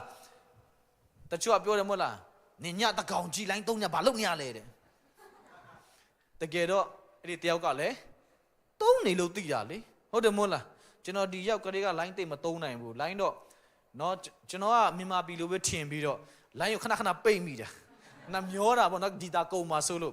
ဒါပေမဲ့ကျွန်တော်ဖုန်းဆင်ကဝယ်ပေးတဲ့အန်တီကပြောတယ်ဆရာတလာလုံးဆရာနေနေတဲ့သုံးလို့ရဖွင့်တာဖွင့်ဆိုတော့အေးဖွင့်ကွာဆိုမှအဲ့နောက်ပိုင်းမှာနေရောညာဖွင့်လိုက်တော့တာနော်ဒါပေမဲ့လိုင်းတာစိတ်နဲ့လူကမထိုင်နိုင်ဘူးဒီဘက်ကစကားပြောတယ်ပေါ့ကျွန်တော်ကညဆိုင်ဆင်းရတော့လေနော်ညဖက်ပဲတရားသွားလိုက်ဟောတော့နေ့ဆိုနေသူတို့နဲ့အတူတူကပြန်အိတ်ပေါ့နော်အဲ့ဒါလည်းမစိုးဘူးနော်ကျွန်တော်တော့ဒီဘက်ကတော့စိတ်ဝင်စားလာပြီနေ့နဲ့ညနဲ့ပြောင်းပြန်နေဖြစ်ကုန်ကျွန်တော်မြန်မာနိုင်ငံမှာဆိုရင်ရှင်းနိုင်ဆိုကျွန်တော်အဲ့ရတဲ့ကွေးနေပြီဒီမှာရောက်တော့မနေ့ကမိုးလင်းတော့မကွေးရသေးဘူးနော်စကားပြောကောင်းလို့ရှိသေးတယ်လုံးဝမအိတ်ရှင်ဖြစ်နေတာနော်လူကပြောင်းပြန်ပြတာမနေ့မိုးလင်းတော့လုံးဝကွေးပြီနော်မရတော့အိတ်နေပြီဆိုတော့နေ့နဲ့ညမားနေတယ်နော်ဒီမှာဆိုတော့ဒါလည်းဖျားအကြံစီတော့ဖြစ်မယ်ထင်တယ်ဆိုတော့ဒီ၃ယောက်ကမရှိခုဘူးခတ်တီးရမတည့်ရက်တယ်ကျွန်တော်တို့ပဲနေမှာပါနော်တိတ်မပြုံးဘူးဒါပေမဲ့မပြုံးတဲ့လူတိုင်းလည်းသဘောသားမကောင်းမှုတင်တော့အရန်စိတ်သဘောသားကောင်းတယ်မယုံလက်ဖိတ်တိုက်ကြည့်လုံးလိုက်လာမယ်စမ်းကြည့်လို့ရတယ်နော်လိုက်လာမယ်ပြုံးလေးနဲ့ကျွန်တော်တငယ်ချင်းတွေကပြောတယ်ဒီတိုင်းခတ်တီးနေကြောက်ခုကောင်းတယ်နော်တဲ့အဲ့ဆိုဘယ်လိုနေရမလဲဆိုအဲ့လိုနေပြရမလားပေါ့အများအားဖြေးနေရမလားပေါ့နော်ဆိုတော့ကျွန်တော်အဲ့လိုခတ်တီးနေတာလဲကျွန်တော်ရဲ့ပုံစံဖြစ်တယ်နော်မာနကြီးတာစိတ်ဆိုးနေရမဟုတ်ဘူးဒါကြောင့်ကျွန်တော်စိတ်ဆိုးတဲ့ထင်စကားမပြောရရှိသေးတယ်ကျွန်တော်အိန္ဒိယမှာကျန်းစာကြောင်းတက်ပြီးတော့ပြန်လာတဲ့ချိန်မှာကျွန်တော်တို့ရဲ့တင်းတော်မှာဗမာတွေတချို့အတင်းသားဝင်နေကြတယ်ကျွန်တော်အဲ့ဒီချိန်မှာတော့ကွာကျန်းစာကြောင်းတွေပြန်လာဆိုအေးစစ်စစ်ပဲကွာတော့ဒီအတင်းတော်ကိုမိခင်တင်းတော်ဆိုကွာလွတ်လွတ်လပ်လပ်နေတာပေါ့နော်အဲ့တဲ့တွေနဲ့စကားသွားပြောတယ်ဒါပေမဲ့အဲ့ဒီအတင်းသူတွေကကျွန်တော်ကြည့်ပြီးကြောက်နေတယ်ဒီလူကဘိန်းစားရုံလားဘာကြီးလဲမသိဘူးနော်ငါတို့လည်းရဲတင်းစကားပြောတယ်အခုမှရောက်လာပြီလားနော်သူတို့အိမ်ရှင်ကိုဧည့်သည်ပြန်ထင်တာကိုကလည်းဘာမတီးဘူးကိုကလည်းအဲ့ဒါမတီးဘူးဒါပေမဲ့ကိုကနေတာများတာတော့သူတို့ကကျွန်တော်အခါမှာဒီအတင်းတော်မှာအချိန်မိမှုတော့ဆာမပြန်တိတာတော့ဆရာတဲ့သမီးတို့ကလည်းအဲ့ဒီကဆရာအဲ့လိုထင်တာတဲ့ဆရာဘိန်းစားရုပ်ထင်တာတဲ့ဘိန်းစားထင်တာကိုရုပ်ကိုတောင်ပြန်တနာသွားတယ်ဗောနော်အဲ့ဒီက2019ဖြစ်တယ်ကိုကနဲ့ကိုပြန်တနာသွားတယ်ငါရုပ်ကတည်းကဖြစ်တယ်ကျွန်တော်ကတော့အဲ့ဒီချိန်မှာကိုကနဲ့ကိုဖျားနဲ့ပြီးသွားပြီအရင်လာတယ်လို့ထင်တာနော်ဒါပေမဲ့သူတို့ကတော့လုံးဝကြည့်မရဖြစ်နေတာလူတွေကကြောက်တယ်ဒါပေမဲ့ဖျားကတဖြည်းဖြည်းနဲ့ပြုတ်ပြင်လာတယ်နောက်ဆုံးတော့ခက်တယ်မကောင်းတဲ့ချိန်မှာဖျားကစီလို့တယ်ကျွန်တော်မြစ်ကျင်းသားကိုတင်တန်းပေးပြီးတော့စီလို့တဲ့ခါမှာကျွန်တော်ချစ်ချင်းပဲသွားတယ်ဘယ်သူမှလည်းသွားမနေရကျွန်တော်မှမတီးဘူးဒါပေမဲ့တငယ်ချင်းတယောက်တော့ရှစ်သူ့ကိုဆက်သွေးတယ်လာခဲ့ဆိုကျွန်တော်တက်လိုက်တယ်ကားနဲ့သွားတယ်ပြန်လာတော့ကားတွေကတနအပေါက်တွေပဲပြန်လာတယ်ဒါပေမဲ့လူကတော့ဘာမှပေါက်မလာဘူးနော်ကောင်းလည်းပေါက်မလာဘူးကြောက်လည်းပေါက်မလာအကောင့်တိုင်းအိမ်ပြန်ဟုတ်တယ်ဒါပေမဲ့ဒုတိယခေါက်ဖျားကပြန်စီလို့တဲ့ခါမှာကျွန်တော်လည်းနည်းနည်းယုံကြည်ခြင်းအားစိုက်လာတယ်ကိုတော့ဒီတစ်ခေါက်တော့တာကားနဲ့မသွားတော့ဘူးလေနဲ့သွားမယ်တကယ်ဆိုရင်ကိုကလေနဲ့သွားမယ်ပြောတာလမ်းစီမရှိဘူးဟိုကလည်းတင်တန်းပေးဖို့ခေါ်တာလမ်းစီမထောက်နိုင်ဘူးဆရာရှင်းလာခဲ့တဲ့မရှိမလာနဲ့ပြီးရောနော်လူလုံးမလဲခေါ်တယ်ပြီးကြတော့လဲရှိမလားဆိုပြီးမှတော့လို့မရဒါပေမဲ့ကိုတော့အလူတော်ရှင်းသွားမယ်ကိုတော့ပြင်ဆင်ပေးမယ်ယုံကြည်ခြင်းနဲ့ဆုတောင်းတယ်အဲ့ဒီချိန်မှာကျွန်တော် MD ပထမနေ့တည်းတဲ့အဲ့ဒီပထမနှစ်မှာပြင်ထပ်တွားဖို့ကျွန်တော်ဆုတောင်းတဲ့ခါမှာဘုရားကလိန်နဲ့တွားခွင့်ပေးတယ်အဲ့ဒါကျွန်တော်ဖားကန်းတွေရောရောက်သွားတယ်ဖားကန်းတွေပြန်လာတဲ့ချိန်မှာကားတစ်စီးလုံးမှာနော်အဲ့မှာသူတို့အဲ့မှာတုံးနေတဲ့ကားတွေကရမ်းမိုက်တယ်ကျွန်တော်တို့မြန်မာပြည်ကလိုင်းကားမရှိဘူး နော်မြန်မာပြည်လူလိုင်းကားမရှိဘူးပြီးအဲ့မှာအိမ်စီးကားတွေကတားမိုက်တယ်မော်တွေရမ်းမြင့်တယ်တော်မိုက်တဲ့ကားတွေကျွေးသုံးတယ်သူတို့ကလိုင်းကားသုံးလိုက်တာတွေနော်လင်ကူဇာတွေဆိုတာသူတို့လိုင်းကားပဲကျွန်တော်တို့ဒီမှာမဝယ်နိုင်ဘူးရမ်းခက်တယ်ကျွန်တော်တို့ဒီ PD မှာကဒါပေမဲ့အဲ့ဒီမြဂျီနာမှာကသူတို့ကားတွေလိုင်းကားတွေတော်လေးမိုက်တယ်ကျွန်တော်ဒါမှအဲ့ဒီမှာနေချင်းစိပေါက်သွားတယ်နော်ကြောက်တော့ငန်းသွားလုံမယ်ဆိုမှနော်ဖာကန်တက်သွားတာဖာကန်မှာဒီမွေးစီဝဖြတ်တဲ့ညမှာတပတ်လုံးလုံးတင်တန်းပေးတယ်တော်တော့ပင်ပန်းတယ်နော်တခါကျအဲ့မှာတန်ကျူးနဲ့ချီတဲ့ဖွဲ့ရရှိသေးတယ်မထင်တော့ထဖောက်တဲ့ဖွဲ့ရရှိသေးတယ်ဒီကတင်တန်းပေးတဲ့ဆရာလည်းတီးတယ်အများနဲ့စုပ်ရတယ်နော်အခက်မတင်ရှေ့ကောက်ထရင်ဖထူးလို့ရအောင်ဆိုတော့အဲ့လိုလဲပြင်ဆင်ရတယ်အမှုတော်ဆောင်တွေကလည်းမလွယ်ဘူးနော်တခါကျဒေါနဲ့မန်နဲ့ဟောရတယ်အဲ့မှာဆိုရင်အဲ့မှာတချို့ရှာတဲ့ပူတော်ဆိုးသေးတယ်ဓာကန်ကြီးမှတင်တန်းပေးရတဲ့ဖွဲ့ရရှိသေးတယ်နော်လိုင်းပေါ်မှာတွေ့မှာအဲ့ဒါတကယ်ဟာတမုံတော့အဲ့ဒါတကယ်ကန်ရတာဘာကြောင့်လဲဆိုဟိုကလူတွေကစီးဆွဲတဲ့လူဖြစ်တဲ့ခါမှာသူတို့စီးကဆွဲလာပြီးတောက်ချင်လာဆိုမရတော့ဘူးမထိတ်နိုင်တော့ဘူးနော်အဲ့ဒါကျွန်တော်တို့ကနှစ်ပန်းလုံးပေးရတယ်အဲ့လိုဖွဲ့တွေကိုနော်ပထမကျွန်တော်နေတဲ့ညမှာလဲအဲ့ညမှာတယောက်ရှိတယ်ကျိုးတဲ့ချီကျွန်တော်မသိဘူးပုံမှန်လူပဲထင်တာဘယ်ဟုတ်မလဲညဆိုထွက်ပြေးပြီနော်ဖန်လိုက်ပါနော်ဆရာတွေလည်းအမှအငြိမ်မနေရအောင်နော်ဆရာတွေစိတ်နေပြီးတန်းပြေးရတာပြေးလိုက်ဆိုပြေးလိုက်ရပြန်ပြီဂျုံရတယ်ကျွန်တော်အများကြီးပေါ့နော်ဘဟုတုတအဲ့မှာတရက်မှာကျွန်တော်တင်တန်းလုပ်နေတဲ့နေရာမှာဖရားရဲ့ကွယ်ကာမှုလုံခြုံစွာနေရမယ်ဆိုတဲ့စကားဘလောက်ထိဖြစ်တယ်ဆိုရင်အဲ့ဒီဖာကမှာရှိတဲ့ဆရာကျွန်တော်ဖုန်းဆက်ဆရာဒီနေ့ပဲတက်လာခဲ့မနေ့ပြန်ဆိုရင်ဆရာချီနေမကောင်းဘူးတဲ့အဲ့နဲ့ကျွန်တော်လည်းဟုတ်ပြီလေဆိုမှချစ်ချင်းပဲတွားလိုက်တယ်အဲ့နေရာနောက်ရက်ကျတော့တကယ်ပဲအဲ့နေလမ်းမှာဆက်တိုက်ပွဲတွေဖြစ်တယ်တက်လို့မရတော့ဖရားကအလုံးလုပ်ပြီဆိုရင်လေသူ့သားသမီးတွေကိုအမြဲတမ်းကွယ်ကာပေးကွတ်တီလုပ်ပေးတယ်ဒါပေမဲ့အဲ့နေရာရောက်တော့အစာတော့ရောက်ချင်းတော့ဆင်ပြီးတော့ထမင်းနဲ့အာရပါစားမတိသေးဘူးလေနော်မတိဘူးအေးစားဒုတိယရက်မှာနည်းနည်းမိတ်ဖွဲ့လာတော့ကျွန်တော်တို့စပူမူးကတော့ပြောတဲ့ခါမှာညီကိုကဘာဖြစ်တာလဲလို့မေးတော့ဆရာတဲ့ကျွန်တော်က AND ရဲ့ယောဂဖြစ်နေတာတဲ့အေး AND ရဲ့ယောဂဖြစ်နေတဲ့လူရဲ့ထမင်းချက်တော့စားရတာဘို့က AND ရဲ့ဆိုတာကသွေးတွေထိမိတယ်ဆိုကူးတယ်နော်ပျောက်လန်းမရှိဘူးအဲ့ယောဂပျောက်လန်းတော့မရှိဘူးလူကတော့ပျောက်လန်းရှိတယ်နော်ထာဝရပျောက်သွားနိုင်တဲ့အရေးချင်းရှိတယ်အဲ့ခါမှာနည်းနည်းလန့်သွားတယ်ထမင်းတောင်စားဖို့ပြန်ချရမလို့လူစားရမလို့ဖြစ်သွားတယ်ဒါပေမဲ့ဖခင်ကငါတန့်နေဆိုရင်တန့်တာပဲလို့ပြောတယ်ကျွန်တော်အဲ့နဲ့ကိုတော်လုပ်တယ်ဆိုတော့လည်းစားရတာပေါ့နော်ဆိုမှစဉ်းစားတဲ့တချို့လူတွေကဒီအနူဒီမှာသာသနာပြုတဲ့ဆရာမတွေဆရာတွေရှိတယ်အဲ့ဒီလူဆိုပူတောင်ဆိုးပဲနော်အနူဒီကလက်ဒီကတပီးပြတိုးလာတဲ့ရွဲနေအဲ့ဒါနဲ့လက်ဖက်တုတ်တာဆရာစားဘယ်လိုလုပ်မလဲပြောတော့လေကူတော့ချစ်တယ်ကြံဆောင်စားတက်တော့ဒေါင်ကြပြက်ကြကူတော့ခိုင်းဒါမဲ့ဒေါင်တော့မကြသေးတယ်မစားနိုင်တော့ဟာအမှုတော်ဆောင်နေနော်မလွယ်ဘူးတချို့ကပြောတယ်ဆရာနဲ့ဘိုက်ရနည်းနည်းထွက်လာတယ်နော်တဲ့ကျွန်တော်အမြဲတမ်းကျွန်တော် body ကိုအရန်တန်ဖိုးထားတယ်ပေါ့နော် six pack ပဲကြိုက်တယ် one pack မကြိုက်ဘူးလေနော်ဒါပေမဲ့အမှုတော်ဆောင်ရင်နဲ့တခါကျရင်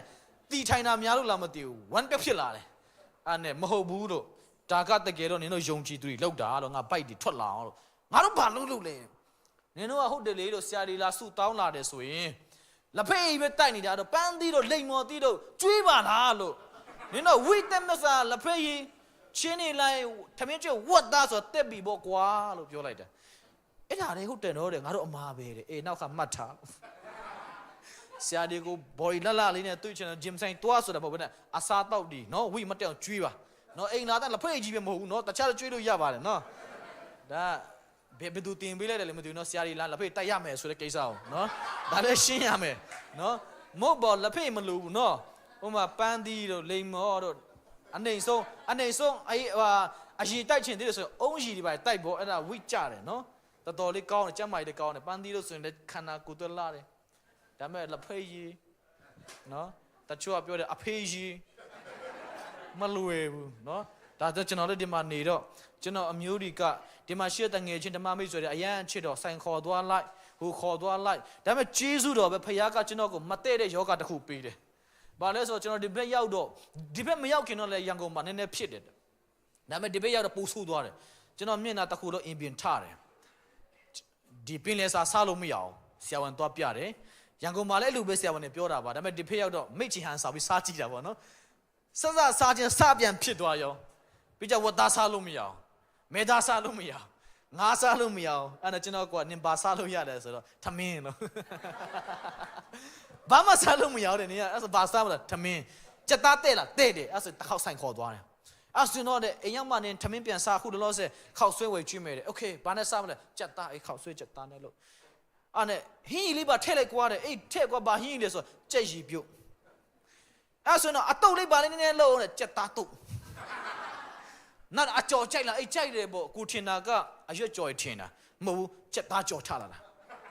အကိုရဲ့တို့ဒီနေ့တဝိုင်းလုံးမှာအကုန်လုံးကြက်ဒီကြီးပဲလို့ပေါ့နင်ကကြက်သားပဲတဲ့တယ်လေအဲ့ဒါကြောင့်ဒီရောက်လာတော့နည်းနည်းဘက်ရထွက်လာတော့စီဒီများလာတာထင်တယ်ဒါယုံကြည်သူရဲ့လက်ချက်နော်ကျွန်တော်တို့ကိုယ်အခန်းဆရာဒီကခန္ဓာကိုမထိမ့်သိမ့်တာမဟုတ်ယုံကြည်သူဒီကအဲ့လိုပြောင်းဟုတ်တာကိုမစားရင်လည်းသူကစိတ်မကောင်းလေနော်ငါတို့ကြွေးတာမကောင်းလို့လားမစားသူတို့ကမတိဘူးဆရာတွေကဤနီမှလည်းမသိဘူးเนาะဒါလမ်းကြုံလို့ရှင်းပြပေးတာเนาะဒီကဆရာတွေကပြောရဲမှာမို့သူတင်းသားတွေချစ်လို့တွေ့တယ်မြစားမှာဒါပေမဲ့ကျွန်တော်ခဏပဲဆိုပြဿနာမရှိဘူးလေเนาะဆရာတွေကိုကူညီပေးရမှာဒါကျွန်တော်အလုပ်ဖြစ်တယ်เนาะကိုဒီစီမအဲ့လိုပြောလို့မရဘူးလေတော့သူတို့ကဧည့်သည်ဆရာတွေကပြောပေးမှအဆင်ပြေတာဆိုတော့ဒီမှာလဲကိုကအဲ့ဒါကြောင့်လူမိုက်လုပ်ပေးတာဆရာတွေအတွက်เนาะဆရာတွေကပြန်သူတို့ကျွန်တော်လက်ဖိတ်တောင်တိုက်တင်တယ်เนาะဆရာပြောပေးတော့ကျေးဇူးတင်တယ်ဆိုတော့ဒါပေမဲ့ဖြစ်ချင်တော့ तू ကလက်ဖိတ်ကြိုက်တဲ့ဖွဲ့ဆိုရင်သွားရောတယောက်ကလက်ဖိတ်ဘလောက်ကြိုက်လဲဆိုရင်နာကြီးမှသွားတာနာကြီးဒီမှာဆိုရင်ချင်းတောင်ဒီမှာကခရအိုးကြီးနဲ့ချထားတယ်လက်ဖိတ်နော်လူငယ်တွေကတင်းတော့မှချတယ်အဲ့ဒီလူကလက်ဖိတ်တောက်ချင်လို့ကိုနာကြီးလိုက်ရှာတာတဲ့အဲ့မှာသွားပြီးအဲ့ဒီလက်ဖိတ်အိုးကြီးနဲ့ထိုင်ပြီးမှအကုန်အောင်မကုန်မချင်းတူတယောက်တည်းတောက်တာတဲ့ဘာလည်းမဝဘူးအဲ့လိုဖွဲ့တွေဆိုတော့မတတ်နိုင်ဘူးလေနော်အဲ့ဒါဆိုအဲ့လိုဖွဲ့တွေဆိုငါတောက်ချင်တာမသိဘူးနေကဘာရှောက်ပြောနေလဲဆိုနော်ငါတီးဒီမကြိုက်တာလို့ဖြစ်ကုန်မယ်ကျွန်တော်ကပတ်တော်တဲ့ပြန်သွားရအောင်လွဲကုန်ပြီဒီတငယ်ချင်း၃ယောက်ကဖယားကိုရှုံးတယ်အဲ့ဒီချိန်မှာအရှင်မင်းကြီးကတွေ့တဲ့ခါမှာအယားစိတ်ဆိုးတယ်သူတို့လည်းချစ်တယ်ဒါပေမဲ့အယားစိတ်ဆိုးတယ်နင်တို့ဒီတစ်ခေါက်အခွင့်အရေးပေးမယ်နော်မြန်မာပြည်ကအဲ့ဒါကစတာပဲနော်အခွင့်အရေးဒုတိယအခွင့်အရေးနော်မင်္ဂလိတွေတားသုံးတဲ့အခွင့်အရေးဖြစ်တယ်နော်ဒီတစ်ခေါက်နင်ကစောင့်ကြုံမယ်နော်ဒါနောက်မှပြောမယ်နော်လူငယ်စီစဉ်တွေပါဆွကြုံရင်ပြောပြမယ်တစ်ခေါက်တော့ကျွန်တော်တနေရာမှာလူငယ်စီစဉ်မှာပြောပေးတဲ့တာဝမ်းတာချက်လူငယ်တွေဆိုရင်နော်သူတို့ကောင်းကောင်းလေးဘယ်လိုဆက်ဆံရဆိုသူတို့တည်သွားတဲ့တယောက်နဲ့တယောက်နော်ဆိုတော့ဒီ၃ယောက်ကရုပ်တုမကူးကွယ်ချင်ဘူးသူတို့ကမကူးကွယ်မီးထဲမှာထဲ့မယ်လို့ပြောတဲ့ခါမှာသူတို့ပြောတဲ့စကားလုံးကျွန်တော်အယမ်းခုံအားရတယ်အဲ့ဒီအရာကကျွန်တော်ကိုဖခင်ရဲ့အထက်မှာတာ၍ဆွဲခေါ်ပေးတယ်သူတို့ကပြောတယ်အရှင်မင်းကြီးရဲ့လက်ထဲကနေလဲဖခင်ကျွန်တော်ကယ်နိုင်တယ်တဲ့အရှင်မင်းကြီးလှုပ်ထားတဲ့မီးထဲကနေလဲဖခင်ကျွန်တော်ကယ်နိုင်တယ်တဲ့တုတ်တော်ဖခင်မကယ်ရင်တောင်မှတဲ့အရှင်မင်းကြီးလှုပ်တဲ့ရုပ်ထုကိုကျွန်တော်ဘယ်တော့မှမကူးကွယ်ဘူးတဲ့ဟာလေလုယာကျွန်တော်တို့ယုံကြည်သူနဲ့နည်းနည်းလွဲသလားလွဲချောက်မှုရှိလားကျွန်တော်တို့ကတော့တခါတလီပဲနော်တချို့လူငယ်တွေရှိတယ်ငါတို့ယူမှာပဲလေဘာမှမဖြစ်ဘူးအဲ့ဒီအရာကကျွန်တော်ကိုချိန်ချင်းထဲမှာဆွဲထဲမှာအဲ့ဒီနည်းနည်းလေးတခါတလေဘာမှမဖြစ်ဘူးဆိုတာလေးကအဲ့ဒါကအကြီးကြီးဖြစ်လာမယ့်အရာတွေဖြစ်တယ်ဟုတ်တယ်နော်အဲ့ဒီလူငယ်လေးကပဲပြောမယ်လေအသက်ခံရမယ့်ထက်တော့နည်းနည်းပါငုတ်လိုက်မရဘူးလားစိတ်ထဲမှာကိုတော့ပဲကူးကွယ်မယ်နော်ဒါပေမဲ့ဒီမှာတော့နည်းနည်းဟန်ဆောင်လိုက်မယ်နော်ရတယ်လေဒါပေမဲ့ဒီဂျူးလူမျိုးတွေကလေဖယားကိုဘလောက်လေးစားလဲဒီဓမ္မဟောင်းထဲမှာဆိုပူပြင်းတော့မြင်ရသေးတယ်သူတို့ကဖယားကလွယ်ပြီးဘယ်သူမှမကူးကွယ်ဘူးဖယားပဲကူးကွယ်မယ်ဒါပဲသူတို့ရဲ့ဆုံးဖြတ်ချက်ဒါပေမဲ့ဘယင်ကြီးကမကူးကွယ်တဲ့ခါမှာနောက်တစ်ခါပြန်လှုပ်တဲ့မကူးကွယ်နောက်ဆုံးတော့ဘယင်ကြီးကဒီလူတွေကျူးနေချင်မိတဲ့ပစ်ချမီးတော့ပစ်ချတယ်မီးတော့ပစ်ချခြင်းမှာသူတို့3ယောက်ကိုခြီးပြီးပစ်ချတော့အဲ့ဒီမီးအရှိန်နဲ့ချတဲ့လူကတေတယ်လို့ကျမ်းစာဖော်ပြထားတယ်ဒါပေမဲ့ဘယင်ကထိုင်ကုန်ကကြည်နေတော့အော်နေတဖြည်းဖြည်းကြည်မဟုတ်ပါဘူးဒီလူငါတို့ခြာတော့3ယောက်မဟုတ်ဘူးအခုတော့ဘယ်လိုဖြစ်လို့4ယောက်ဖြစ်သွားတာလဲအနောက်ဆုံးကလူ1ယောက်ကဖယားတကယ်တားရဲ့ပုံသဏ္ဍာန်နဲ့တူတယ်နော်ဟာဘယ်လိုဖြစ်တာလဲကြည်တယ်အော်တယ်အားလုံးကတကယ်တော့ခြားတဲ့မှာ3ယောက်ပါပဲဒါပေမဲ့ဘာကြောင့်4ယောက်ဖြစ်တာလဲဖယားသခင်ကလေကျွန်တော်တို့ကိုကွဲကာနိုင်တဲ့ဖယားဖြစ်တယ်ဟာလေလုယာဒီမီးထဲမှာရောက်နေတဲ့တငယ်ချင်း3ယောက်ပါပဲ ဒါပေမဲ့ဘာကြောင့်၄ယောက်ထင်ရှားလဲဖခင်ရဲ့အတူပါရှိကြောင့်ထင်ရှားတာဖြစ်ပါတယ်ဟာလေလုယာဖခင်ရဲ့တူပါရှိကြောင့်ဘယ်ချိန်မှာကျွန်တော်မျက်လုံးနဲ့မြင်ရလဲဘယ်ချိန်မှာပူပြီးတိတာလဲဆိုရင်ဒုက္ခရောက်တဲ့ချိန်မှာပူပြီးတော့တိတာဖြစ်ပါတယ်အခုချိန်မှာတော့ကိုယ်အေးဆေးပဲလေတတရပဲဟုတ်တယ်မဟုတ်လားဖခင်တူမပါရှိတယ်လို့ပဲအခုလည်းပါရှိတဲ့ဖခင်ဖြစ်တယ်ဒါပေမဲ့ဒုက္ခရောက်တဲ့ချိန်မှာပူပြီးတော့ထင်ရှားတယ်မင်းကလေးတွေဆိုပူတိမှာပေါ့နော်ကောင်လေးတယောက်ကိုတကယ်ချစ်မချစ်ကောင်းကောင်းတိမယ်ဘယ်လိုတိလဲသူတို့အမြဲတမ်းကယူဆိုင်ပေးတဲ့လူတွေနော်နှစ်ယောက်ရှိရင်တောင်မှတို့ကြက်တဲ့နှစ်ယောက်ရှိရင်တော့ဒီလူကဘယ်သူကပူအချိန်ပေးလဲဘယ်သူကပူရှိတယ်သူတို့ဒုက္ခရောက်တဲ့ချိန်မှာဘယ်သူကသူတို့အနာမှာအမြဲရှိတယ်ဆိုတော့သူတို့ကောင်းကောင်းတိတယ်လူတွေအားလုံးဒီလူပဲကိုယ်ဘယ်သူခင်လဲဆိုတာကဒုက္ခရောက်တဲ့ချိန်မှာအားလုံးသိရတာဖြစ်တယ်ဟုတ်တယ်နော်ဒုက္ခရောက်မှအားလုံးသိတယ်ဒုက္ခမကြုံဘဲနဲ့တော့ဘယ်သူကကိုယ်ချစ်လဲဘယ်သူကမချစ်ဘူးတေချာတဲ့အရာကကျွန်တော်ဒီမှာရှိတဲ့ကျွန်တော်ဆရာကြီးကချစ်ချင်းမေတ္တာသားရှိရနော်ကျွန်တော်သူ့ဖုန်း line ပေါ်မှာစကားပြောတယ်ချစ်ချင်းပြင်ဆင်ပေးဒါပေမဲ့အဲ့ဒီကတညမှာကျွန်တော်တရားဟောဖို့အချိန်ကလုံးဝမတိုက်တော့ကျွန်တော်ပြန် cancel တယ်ဆရာမဖြစ်နိုင်ဘူးနောက်တစ်ခေါက်မှရှာလို့ပြပါကျွန်တော်ဒီနေ့မနေ့သူဖုန်းပြောတော့ကျွန်တော်အရင်ပြောတယ်ဆရာရဲ့ mission ကြောင့်ကျွန်တော်ရှာနေတာတဲ့မတွေ့လို့တဲ့ကျွန်တော်နဲ့ဆရာနဲ့လည်းခင်တာဒီရောက်မှနော် line ပေါ်မှာတငယ်ချင်းတယောက်အားဖြင့်ကျွန်တော်တို့ကfriend ဖြစ်တယ်အဲ့ဒါမှစတွေ့တယ်ကျွန်တော်ကချင်းနေထက်ကျွန်တော်တိုင်းတစ်ပါးတည်းပူတိတယ်ပေါ့နော်ကျွန်တော်ဘာကြောင့်လဲဆိုချင်းပြည်နယ်ကနေလည်းမကြည့်သလိုချင်းနေတော်များများနဲ့လည်းပူမတိဘူးကျွန်တော်လည်းတိတာဆို Facebook ပေါ်လာမှပေါ့နော်အဲ့ဒါမှတော်တော်မြောက်ကျွန်တော်တိရတာဖြစ်တယ်ဆိုတော့ကျွန်တော်ပြောတယ်ကျွန်တော်ဆရာရဲ့ mission ကြောင့်ရှာနေတယ်ဆိုတဲ့စကားလုံးကကျွန်တော်လုံးသားရမ်းထိတယ်။အော်ဖခင်ရဲ့နှလုံးသားဆိုတာကဒီလိုမျိုးပါလားနော်ဒီမှာအဲ့ဒီလူမျိုးပါစတာတွေအဲ့ဒီလူမျိုးဆရာတွေပိုင်ဆိုင်ထားတာတော့တကယ်ကျေးဇူးတော်ပဲအခုချိန်မှာပြင်နှုတ်ကပတ်တော်ကိုမတွားခင်မှာကျွန်တော်အမြဲတမ်းကြားနေရတဲ့စကားလုံးတစ်လုံးကိုဒီအသင်းတော်မှာမရှိဘူးကျွန်တော်မျှော်လင့်တယ်ကျွန်တော်တင်းတော်တော်တော်များများရောက်ဖြစ်တယ်ရောက်တဲ့အချိန်တိုင်းမှာမနေ့ကကျွန်တော်တနေရာရောက်သွားတဲ့အဲ့မှာရှိတဲ့လူငယ်လေးတဲ့ကျွန်တော်ဗာပြောလဲဆိုတော့ဆရာတဲ့ကျွန်တော်တို့မလေးရှားမှာတင်းတော်ပါစတာဒီကားတဲ့အမှုတော်မဆောင်တော့ဘူးတဲ့ဘာလို့ဒါလို့အမှုတော်မဆောင်ဘဲနဲ့လို့ကျွန်တော်ပြောတဲ့ခါမှာသူတို့ကတဲ့လူမှုရင်းနဲ့ပဲတွားပြီးတော့တဲ့အဲ့အချိန်ကုန်သွားတယ်ဆရာတဲ့နှုတ်ကပတ်တော်လည်းမဝင်ငါဘူးတဲ့မဖြစ်နိုင်ဘူးနော်ဒီမှာမှုတော်ဆောင်ဒီလောက်များတာလို့ကျွန်တော်ပြောတဲ့ခါသူကကျွန်တော်ဗာထပ်ပြောလဲဆိုဟုတ်တယ်ဆရာတဲ့ကျွန်တော်ပါဝင်တဲ့အသင်းတော်မှာတဲ့ကျွန်တော်မိမမွေးဖွားဖို့တက်ဖြစ်တဲ့ခါမှာကျွန်တော်အကူအညီတောင်းတယ်တဲ့ဒါပေမဲ့ကျွန်တော်အားလည်းမအားတော့ဆရာကိုတွားကြည့်ခိုင်းတယ်ဒါပေမဲ့အဲ့ဒီဆရာလာတယ်တဲ့ဒါပေမဲ့ကျွန်တော်လည်းဘာမှမပေးနိုင်ဘူးတဲ့ခက်ခဲရှိတော့ဆရာကိုအပြန်မှာဆရာလမ်းစေးပဲဖြစ်ဆိုမှသူ့ကိုကျွန်တော်တရားနဲ့ပေါ့နော်ဆရာကိုလက်ကိပေးလိုက်တယ်တဲ့နောက်တည့်ကျွန်တော်ဖုန်းခေါ်တော့ဆရာမအားဘူးပြောသွားတယ်တဲ့သူ့မှာဘာလို့မှလည်းရှိတာမဟုတ်ဘူးတဲ့ဒါပေမဲ့နောက်တစ်ယောက်သူ့အတင်းသားနောက်တစ်ယောက်ကြတော့တဲ့အဲ့ဒီနေ့ကျတော့ तू က lap gift 900ပေးတယ်တဲ့အဲ့ဒီနေ့ကျတော့နောက်တစ်ရက်ကျဆရာပြန်အားပြန်ရောတဲ့ကျွန်တော်တို့မှုတော်ဆောင်တယ်အခုကျွန်တော် line လွတ်တယ်ဆိုတော့အားလုံးမြင်မယ်ကျွန်တော်ယုံကြည်တယ်အမှုတော်ဆောင်တယ်ဆိုတာကငွေအတွက်လှုပ်တာမဟုတ်ပါဘူးကျွန်တော်ဖျားအတွက်လှုပ်တာပါဖျားကကျွန်တော်တိုးတွေပေးထားတယ်ဒီတိုးတွေကျွန်တော်တို့ကပေးဆိုင်ရမှာဖြစ်တယ်ဒီတိုးရဲ့လုံခြုံရေးကိုကျွန်တော်တာဝန်ယူရမှာဖြစ်တယ်ကျွန်တော်တို့အလုတ်ကနော်တိုးတွေကကလေးမွေးစေယုံတက်လိုက်ဟိုယုံရောက်တော့လှုပ်ပြီးဒီတော့တန်တယ်မဟုတ်ဘူးနော်အဲ့ဒါတွေကတမချမ်းဆိုင်အဲ့ဒါတွေကကျွန်တော်အတင်းထောက်တွေလှုပ်ရမှာတင်းတော်မှာတင်းထောက်တွေရှင်းတာလှုပ်ရမှာဖြစ်တယ်အဲ့ဒါကိုကျွန်တော်ပြန်မြင်ရလဲတမန်တော်ခန်းကြီး9မှာမြင်ရတယ်ရှင်ပိတယုကဘာပြောလဲသူတို့ကအဲ့မှာဟိတလူမျိုးတွေနဲ့ပြဿနာတွေတက်လာတဲ့ခါမှာဘာဖြစ်လဲဆိုတော့နင်တို့ကလူမျိုးခွဲခြားတယ်ငါတို့ရဲ့ဘုတ်ဆူမကြမကြွေးမွေးဘူးနင်နဲ့ဘုတ်ဆူမတွေနင်တို့ကြည်တယ်လို့ပြောတာတဲ့ခါမှာပိတယုကထပြီးတော့ပြောတယ်ဟုတ်ပြီနင်တို့အထဲမှာဒီနေ့ကစပြီးတော့နော်ဖျားဝိညာဉ်တော်နဲ့ပြေဝတဲ့လူတွေဖျားဉာဏ်ပညာနဲ့ပြေတဲ့လူ9ယောက်ရွေးပါသူတို့ကိုဒီအသင်းတော်မှာအလုံးလုံးဖို့တဲ့စီမံခန့်ခွဲဖို့တဲ့ငါတို့သူတို့ဆူတောင်းကောင်းချီးပေးမယ်ဒါပေမဲ့ငါတို့ကဘာလုပ်မလဲဆိုငါတို့ကဆူတောင်းခြင်းနှုတ်ကပတ်တော်ဝင်ငါချင်းပဲငါတို့လုပ်မယ်တဲ့ဒါမှုတော်ဆောင်ဒီရအလုပ်တွေဖြစ်တယ်နော်ကျွန်တော်တို့နှုတ်ကပတ်တော်ဝင်ငါဖို့တော့အချိန်မပေးနိုင်ဘူးဆူမတောင်းနိုင်ဘူးစစ်မကတ်နိုင်ဘူးဆိုတော့မှုတော်ဆောင်တွေအပြစ်ဖြစ်သွားပြီနော်ကိုယ့်ရဲ့ပါစတာကြီးပဲခိုင်းနေတယ်ဆိုတော့အဲ့ဒါအတင်းထောက်တွေလည်းအပြစ်တက်တာဖြစ်တယ်နော်ဖခင်ရဲ့အမြင်မှာပြောတာဒါကျွန်တော်ပြောတာမဟုတ်နှုတ်ကပတ်တော်ပြောတာကျွန်တော်ပြန်ပြောပြလာဒါကြောင့်ကျွန်တော်အမှုတော်ဆောင်တွေဆိုတဲ့ခါမှာဒီအတွက်အလုံးလုံးဖို့ကျွန်တော်ကိုတငယ်ချင်းတာပြောတယ်ကျွန်တော်အတင်းတော်တစ်ခုကပြောတယ်ဆရာလာစာကောင်းတဲ့ညာမှာပဲသွားတာနေမှာဘောလို့ကျွန်တော်ပြောတယ်ကျွန်တော်ပြန်ပြောတယ် ကျွန်တော်အမှုတော်ဆောင်တာဆိုတာကတော့ပတ်စံလိုချင်လို့မဟုတ်ဘူးကျွန်တော်ပတ်စံလိုချင်တယ်ဆိုရင်တော့ကျွန်တော်ဝန်ထမ်းဘဝကနေတော့မနာဘူးလို့ဘာကြောင့်လဲပတ်စံဘယ်လိုရှာလို့ကျွန်တော်ကောင်းကောင်းသိတယ်ဒါပေမဲ့ကျွန်တော်လိုချင်တာကဖခင်ရဲ့ calling ဖခင်ကျွန်တော်ကိုဘယ်လိုခေါ်လဲဘာလို့စေချင်လဲဒါပဲကျွန်တော်လိုချင်တာ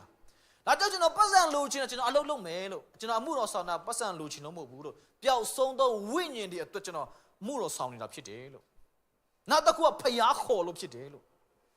မှန်တယ်ပြောဆိုကျွန်တော်မှုတော်မဆောင်ချင်ဘူးအယံပင်ပန်းတဲ့မှုတော်ဆောင်တယ်ဆိုတာနော်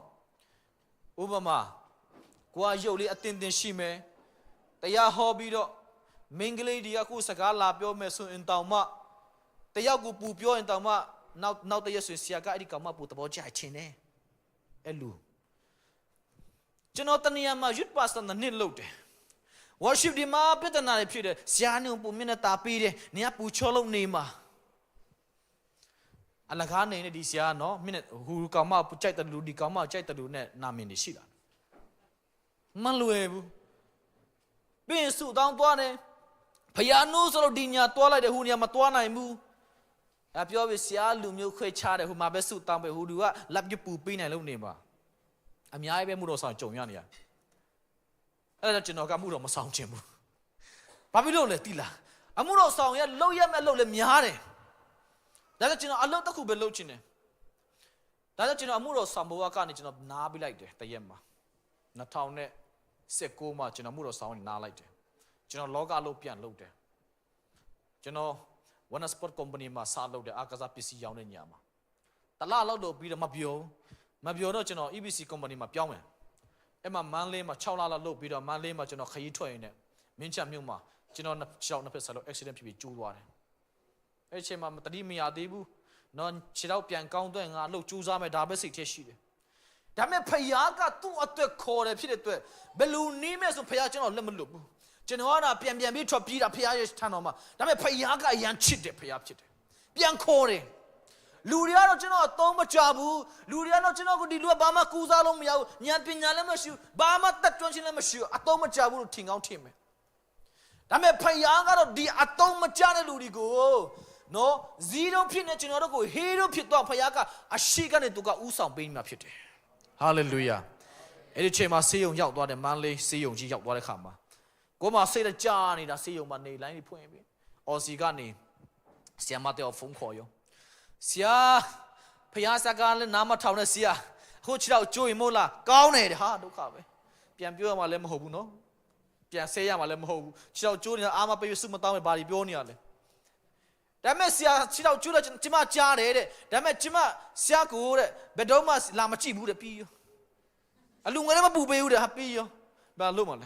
ဲအဲ့နဲ့သူနောက်တစ်ခုပြန်ပြောတယ်ဒါမဲ့ဖယားကျမကိုစီခိုင်းတယ်တဲ့ဘာလဲလို့ကျွန်တော်ပြန်မေးတဲ့ခါမှာဆရာအမှုတော်ပြန်ဆောင်ပါတဲ့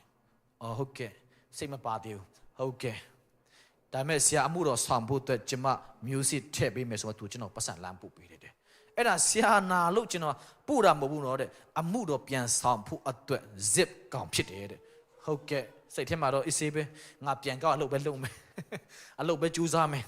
နော်အလုပ်လုပ်ပတ်စံဆရာမိမယူဒါပေါ့နော်စဉ်းစားထားတာတော့လူငယ်ဆိုတော့လေနော်အဲ့ဒီချိန်တော့တော်တော်ငယ်သေးတာဟုတ်နော်16 second ရွှေလူပဲနော်အာတာတန်တယ်နော်အခုလူငယ်တွေလည်းမလွယ်ဘူးကြီးတိုင်းလက်တောက်လောက်လေးနဲ့ရီးစားတွေနဲ့နော်ကျွန်တော်တို့ခက်တုန်းကလည်းမတူတော့ဘူး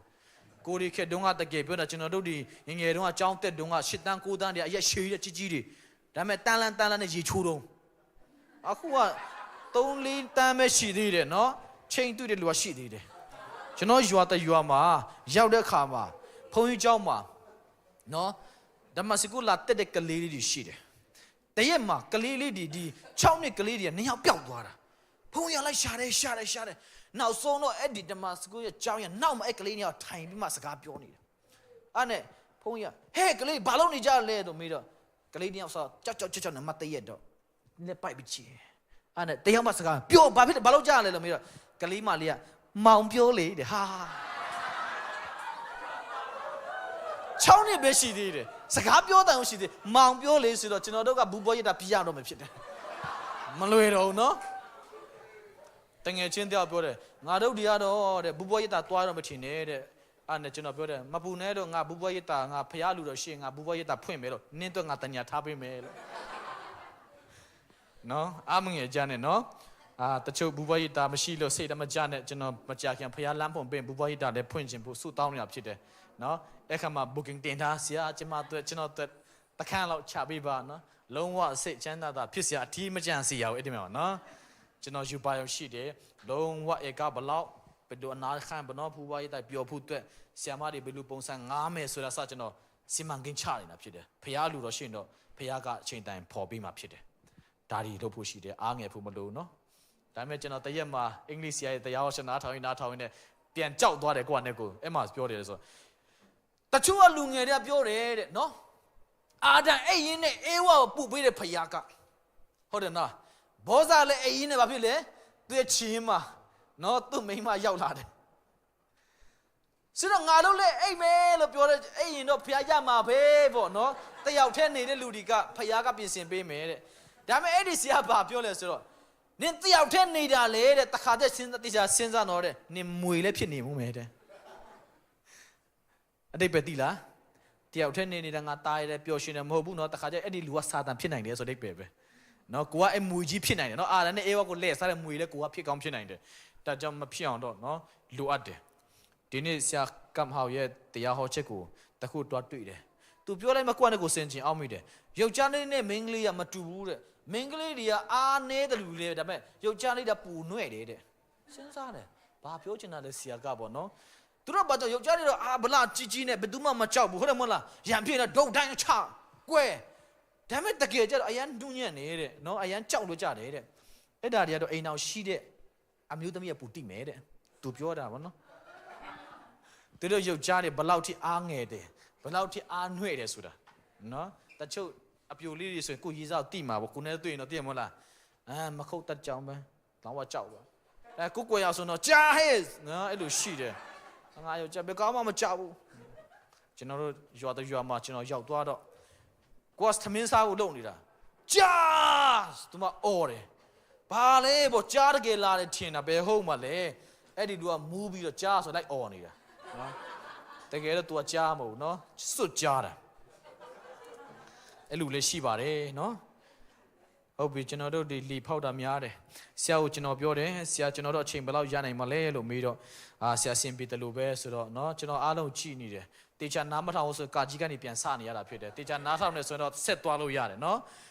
စာတင်တဲ့ခါမှာအဲ့ဒါအရေးကြီးတာဖြစ်တယ်ကျွန်တော်ကျမ်းစာကျောင်းမှာစာတင်တဲ့ခါမှာနားမထောင်တဲ့ကလေးရှင်တစ်ကနေပြန်စပေးတယ်အဲ့ဒါဆိုတော့သူတို့ပူစာကြည့်သွားတာပေါ့နော်ဆိုတော့တရားဟောဆရာတွေလည်းမလို့နော်တင်တန်းသားပေးတဲ့ဆရာတွေတရားဟောရင်တော့တင်တန်းလည်းပေးခံရတယ်ကျွန်တော်စာတုန်းကအိမ်ထောင်ရင်းတွေပါတိတ်မပြောဘူးဒါပေမဲ့ကျွန်တော်ကျမ်းစာဖတ်ရင်းနဲ့ရှင်ပေါလုအကြောင်းတော့ဖတ်မိတယ်ရှင်ပေါလုကလူပြိုကြီးလေနော်အခုချိန်ဆိုကျွန်တော်အရွယ်ပေါ့လူပြိုကြီးဖြစ်တယ်သူမိန်းမမရှိဘူးကျွန်တော်လူပဲအနတ်အေရီးကျဲတယ်တဲ့ပြောတယ်သူရဲ့တမိုင်းမှာဖတ်တာသူရဲ့နှစ်ဖူးကျဲတယ်ပေါ့နော်အနတ်အေရီးချစ်ထားတာတဲ့သူလည်းဒါသူလည်းချစ်တော့မကောင်းဘူးတဲ့သူလမ်းလျှောက်ထောက်နေတယ်ကျွန်တော်လူပဲဖြစ်မယ်ထင်တယ်နော်အဲ့လိုစဉ်းစားတယ်ဒါပေမဲ့ तू ကအဲ့ဒီအိမ်တောင်ကြီးကြောင်းလို့တင်တန်းကောင်းပေးနေတယ်ကျမ်းစာထဲမှာနော်အတင်းတော်ဒီကို तू ပါစတာလည်းမဟုတ်ဒါပေမဲ့အတင်းတော်ဒီကိုဘယ်လိုအုပ်ချုပ်အောင်ဆို तू ကောင်းလေးတင်တန်းပေးတယ်အဲ့နောက်ပိုင်းငါဒီရွယ်ထိရောက်နေတာဒါအကြောင်းကိုဆိုမှလည်းကျမ်းစာကိုနားလည်သွားတယ်ဆိုတော့ဖခင်ရဲ့အကြံစီတော်ဖြစ်တယ်နော်ဒီလူငယ်3ယောက်ကမတည်တဲ့ပြင်ပါလို့လေနောက်ဆုံးတော့ရှင်မင်းကြီးကပြန်ထွက်ခဲ့လို့ပြောတဲ့ချိန်မှာမီးတဲ့ပြန်ထွက်လာတော့တွေ့တော့4ယောက်ပြန်ထွက်တော့3ယောက်တည်းပြန်ဖြစ်တယ်ဟာဘယ်လိုဖြစ်တာလဲအော်နေတယ်အနတ်နေရှူကြည့်တယ်ရှူကြည့်တော့တို့မီခုနလည်းမထွက်ဘူးကျွန်တော်တို့ထမင်းချက်ရင်တော့မီခုနကူမဆွဲတယ်မဟုတ်လားကောင်းလေးဆွဲတယ်ကျွန်တော်တရက်အိမ်မှာအန်ဒီတို့နဲ့နေတဲ့ချိန်မှာကျွန်တော်ကိုယ်တိုင်ထမင်းတွေပါချက်ပေးခြင်းလို့ချက်ငုတ်တိပါထောင်းတနေကုန်ရီချွန်းလဲတော့ကျွန်တော်ဂျင်းထောင်းတာအနံ့ကထွက်လာတာဒီထက်ကနေကိုယ်နှာခေါင်းကောင်းကြားတယ်ဒါပေမဲ့ဒီမီးတဲ့ကြားတဲ့လူတွေကဘာကြောင့်မီခုနမထွက်တာလဲပြန်ထွက်လာတော့အမိတ်ပေးတဲ့ခါမှာ3ယောက်ပဲထွက်လာတယ်တယောက်ဘယ်ရောက်သွားလဲမမြင်နိုင်တော့ဘူးဒါပေမဲ့မရှိတော့လားရှိတယ်ဒါကြောင့်ဖယားကဒီမီးထဲကနေကဲတင်ကဒီပြဿနာကြီးပြီးတော့ကျမ်းစာတေချာပြန်ဖတ်ကြည့်နော်ဒံယေလထဲမှာကျမ်းစာတေချာပြန်လေ့လာကြည့်ခါမှာတွေ့ဆိုတော့အဲ့ဒီဘယင်ကဘာလို့ဆိုဒီရှဒအဘိရှက်ကူးွယ်တဲ့ဖယားကငါတို့တနိုင်ငံလုံးကူးွယ်ရမယ်ဆိုမှအမိန်ထုတ်လိုက်တယ်ဒါကြောင့်ဒုက္ခတဲ့တင်ရောက်နေတဲ့အချိန်ကျရင်လေကိုရောရဲ့ဒါဘာကြောင်းလဲမပြောပါနဲ့ဖယားကအမြဲတမ်းအကြံစီတော်ရှိပြီးသားဖြစ်တယ် ကျွန်တော်လာတဲ့ချိန်မှာမြန်မာပြည်မှာရန်ခက်ခဲတဲ့ချိန်ဖြစ်တယ်နော်ဒီနလပိုင်းတရက်နေ့ကကျွန်တော်လည်းတခါမှဒီပြပတွေခရီးမထွက်ဘူးကျွန်တော် passport ကအထက်လက်ဖြစ်တယ်နော်လုံးဝအသက်ချွတ်ဖြစ်တယ်ရေလုံးဝမရောဘူးနော်ဘယ်သူလက်မှတ်လည်းမရှိဘူးကျွန်တော်လူပဲကြော်ညာဝင်ရသေးတယ်ဆိုတော့ထွက်လာဘူးတော့ခက်ခဲတယ်သူတို့ပြောတဲ့အသက်အားလည်းကျွန်တော်မှအဲ့ဒီအသက်ကကောင်းကောင်းရှိနေသေးတယ်ပေါ့နော်သူတို့ပြောထားတဲ့အသက်လုံးဝမကြော်သေးဘူးဒါမဲ့တကယ်တော်များများကျွန်တော်လိတ်လာတယ်ကျွန်တော်ဘယ်တော့ကျွန်တော်သွားမယ့်နေရာပူအရင်လိတ်လာပြီးတော့သွားတာဖြစ်တယ်ဘလိုင်းမသွားအောင်လိတ်လာတော့ဆရာတော်များနဲ့စကားပြောတယ်အိုးဆရာပထမသွားမယ်ဆိုတော့ဒီမှာခက်ခဲနေရှိမယ်ဒါကြောင့်တော့ကြာဝင်တဲ့ခါမှာနော်အကယ်၍ဆရာတလမရရင်ဆရာပတ်စံအရန်နှမျိုးဖို့ကောင်းတယ်စင်ကာပူကနေဝင်ပါလားစင်ကာပူနေဝင်နေဆိုရင်တော့တလကောင်းကောင်းရတယ်ဆိုတော့အေးအဲ့ဒါစင်ကာပူကတည်တဲ့လူတွေကိုပြန်စစ်တွေ့လုပ်တယ်ဘယ်သူမှက confirm မပေးဘူးနောက်ဆုံးတော့ဆရာတယောက်က EBC ဆရာတယောက်ကစာပို့ပေးတယ်ဆရာဖယားလူတော့မရှိရင်လဲစင်ကာပူနဲ့တွားရင်လဲတပတ်ပါပဲတဲ့အေးရောတာဘယ်လောက်ရှိသွားလဲဆရာလာခဲ့ပါလားကျွန်တော်တို့တတ်နိုင်တော့ကူညီမယ်ဆိုရင်တော့မစိုးဘူးလေနော်ဆရာတဲ့ဖယားလူတော့မရှိရင်အဲ့ကနေတွားရင်လဲတပတ်ပဲဆိုတော့ဘာလို့ရမှမသိဘူးဒါပေမဲ့ကျွန်တော်နောက်ဆုံးတော့လူဒီပြောတဲ့စကားတန်ကိုနားမထောင်တော့ဘူးဖယားကကျွန်တော်ဘာပြောလဲဆိုကျွန်တော်စပြီးဒူးထောက်ပြီးဖယားပဲကျွန်တော်ရှာတယ်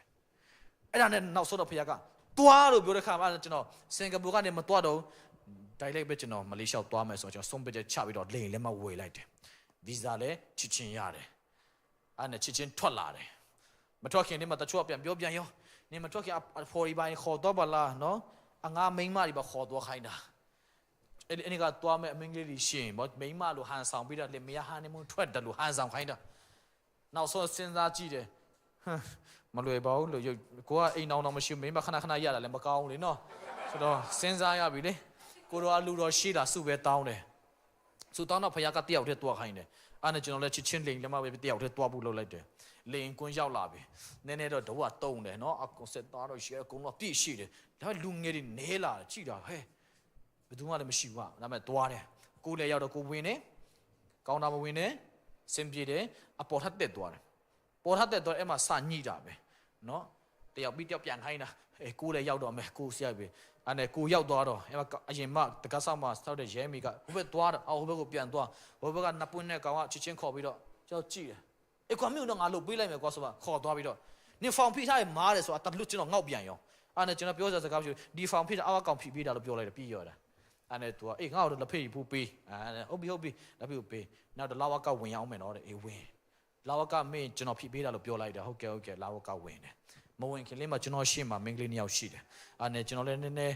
ကိုကနဲ့ကိုမလေးရှားဖက်ရောက်ရင်တော့ငါအင်္ဂလိပ်စကားလည်းဒါမတတ်မလေးစကားဆိုရင်တလုံးမှမသိနော်ဆိုတော့ဘယ်လိုလုပ်မှလဲဆိုအဲ့ဒီရှေ့ကလူစကားပြောကြည့်တယ်တချို့ကပြောတာမလေးရှားလေကွန်းထွက်တာကနည်းနည်းခက်ခဲတဲ့အတော်ရောက်လိုက်အောက်ရောက်လိုက်လို့ပြောတော့ပူပြီးကြောက်တာဘောနော်ကိုလည်းမရောက်ဘူးတဲ့နေရာဆိုတော့ကိုမြန်မာပြည်ပင်ကလေရင်တော့ပဲကိုကရောက်ဘူးတဲ့ဆိုတော့မသိဘူးလေနော်မသိတော့သူတို့ပြောတဲ့အတိုင်းပဲကြောက်တော့အဲ့မှာရှေ့ကမင်းကလေး2ယောက်စကားသွားပြောတယ်အမားတို့ကဘယ်ထိသွားမှလဲလို့မေးတော့သူတို့ကနော်မလေးရှားထိကွာလာလမ်ပူထိပဲသွားမှာအဲ့လားဆိုကျွန်တော်အပြင်ထွက်တဲ့ထိလိုက်ခဲလို့ရမှာလားဆိုရတယ်တဲ့အဲ့ဆိုသူတို့နဲ့ပဲလိုက်သွားတယ်ဟာနဲ့အရှိမကျွန်တော်ကြည့်တော့အမရှိကကလေးမလေးကလို့မီလာတန်စင်နဲ့အရန်စင်နေနော်လို့ပြောတော့သူကကျွန်တော်တစ်ချက်ကြည့်ပြီးပြုံးပြတယ်အဲ့နဲ့ဘာဖြစ်လို့လဲလို့အဲ့ဒါမီလာတန်စင်ပဲလေဟုတ်လားပေါ့ဆက်သွားတယ်သူကပြောတယ်ငါတို့နဲ့ငါဘယ်တော့ငါ့ကိုကြည့်နေတော့ငါသွားတယ်လို့ပဲသွားဆိုတော့ကိုယ်လည်းသူ့ miss တောက်ချောက်ကြည့်တာဒါပေမဲ့မြန်မာပြည်လာဝကမှာ तू ကပျောက်သွားတယ်ကွာဘယ်နာရှာလို့ရှာမှမသိဘူးဒါပေမဲ့အောက်ထောက်ကျွန်တော်ဆင်းတယ်လေရင်ပေါ်တက်သွားပြီပေါ့နော်လူရင်းနဲ့ပြောမှဆိုရင်လေရင်ပေါ်ရောက်သူတို့ဖွဲ့ကြီး6ယောက်တက်လာတယ်အဲ့မှာတိတရှင်စူတီယောပါတယ်မီလာတန်စင်သူတို့ကဒီဖက်မှာတချင်းစူဖို့လာတာသူတို့ကအဲ့ဒီအမတက်လာတော့ကျွန်တော်သွားချစ်ချင်မှတ်မိတယ်မောင်လေးဆင်းပြီလားဟုတ်ကဲ့မဆင်းပြီတော့ငါတို့ဆင်းရင်လိုက်လာခဲ့တော့ဟုတ်ကဲ့အဲ့ဒီချိန်မှာသူတို့ကအမှုတော်ဆွာမလည်းမသိဘူးလေနော်သူတို့ထင်တာကသူတို့လူပဲတချို့လူပဲပြီးမယ်ထင်တာပေါ့နော်သူတို့လည်းကျွန်တော်ကိုလူငယ်ဆိုတော့လေဟိုရောက်ရင်တော့ပြီးမယ်ပဲသူတို့ထင်တာစက်နေမယ်အဲ့နဲ့ကျွန်တော်ခေါ်သွားတယ်ဒီဖက်ရောက်လာတော့အောက်ဘွယ်ကောင်းတာကကိုကလည်းဘာမှမရောက်ကျွန်တော်ကောင်တာဝင်ခိုင်းတော့အဲ့အမကဒီကောင်တာဝင်လိုက်တော့တဲ့ဟုတ်ကဲ့ဆိုမှဝင်တော့ကျွန်တော်မေးပြီလေကောင်တာကဘာပြောတာလဲနားမလဲဘူးသူတို့ပြောတဲ့အင်္ဂလိပ်စကားတလုံးမှနားမလဲဘူး yes နဲ့ no ပဲနားလေတယ်သူတို့တခွန်းပြောတယ် hotel booking ဆိုအဲ့ဒါတော့ကောင်းကောင်းနားလေတယ်ချစ်ချင်း hotel booking ပေးတယ် passport ဆိုတော့ passport ပေးတယ် visa ဆို visa ပေးတယ်နောက်ဆုံးတော့ဘယ်နှစ်ရက်နေချင်လဲလို့ကျွန်တော်မေးတော့မထွက်လာတော့ အင်္ဂလိပ်စကားပျောက်သွားတယ်ဒါပေမဲ့ဒီချိန်မှာပြန်စဉ်းစားငါရဲ့လိန်လက်မှတ်က9ရက်နဲ့ငါပြန်ဖို့လုပ်ထားတာဖြစ်တဲ့အတွက်ငါ9ရက်မနေဘဲနဲ့တပတ်လောက်နေမယ်တလလောက်နေမယ်သွားပြောလို့မရဘူး9ရက်ဆို9ရက်ပဲဆိုတော့9ရက်ကအင်္ဂလိပ်စကားတော့ပျောက်သွားပြန်ရော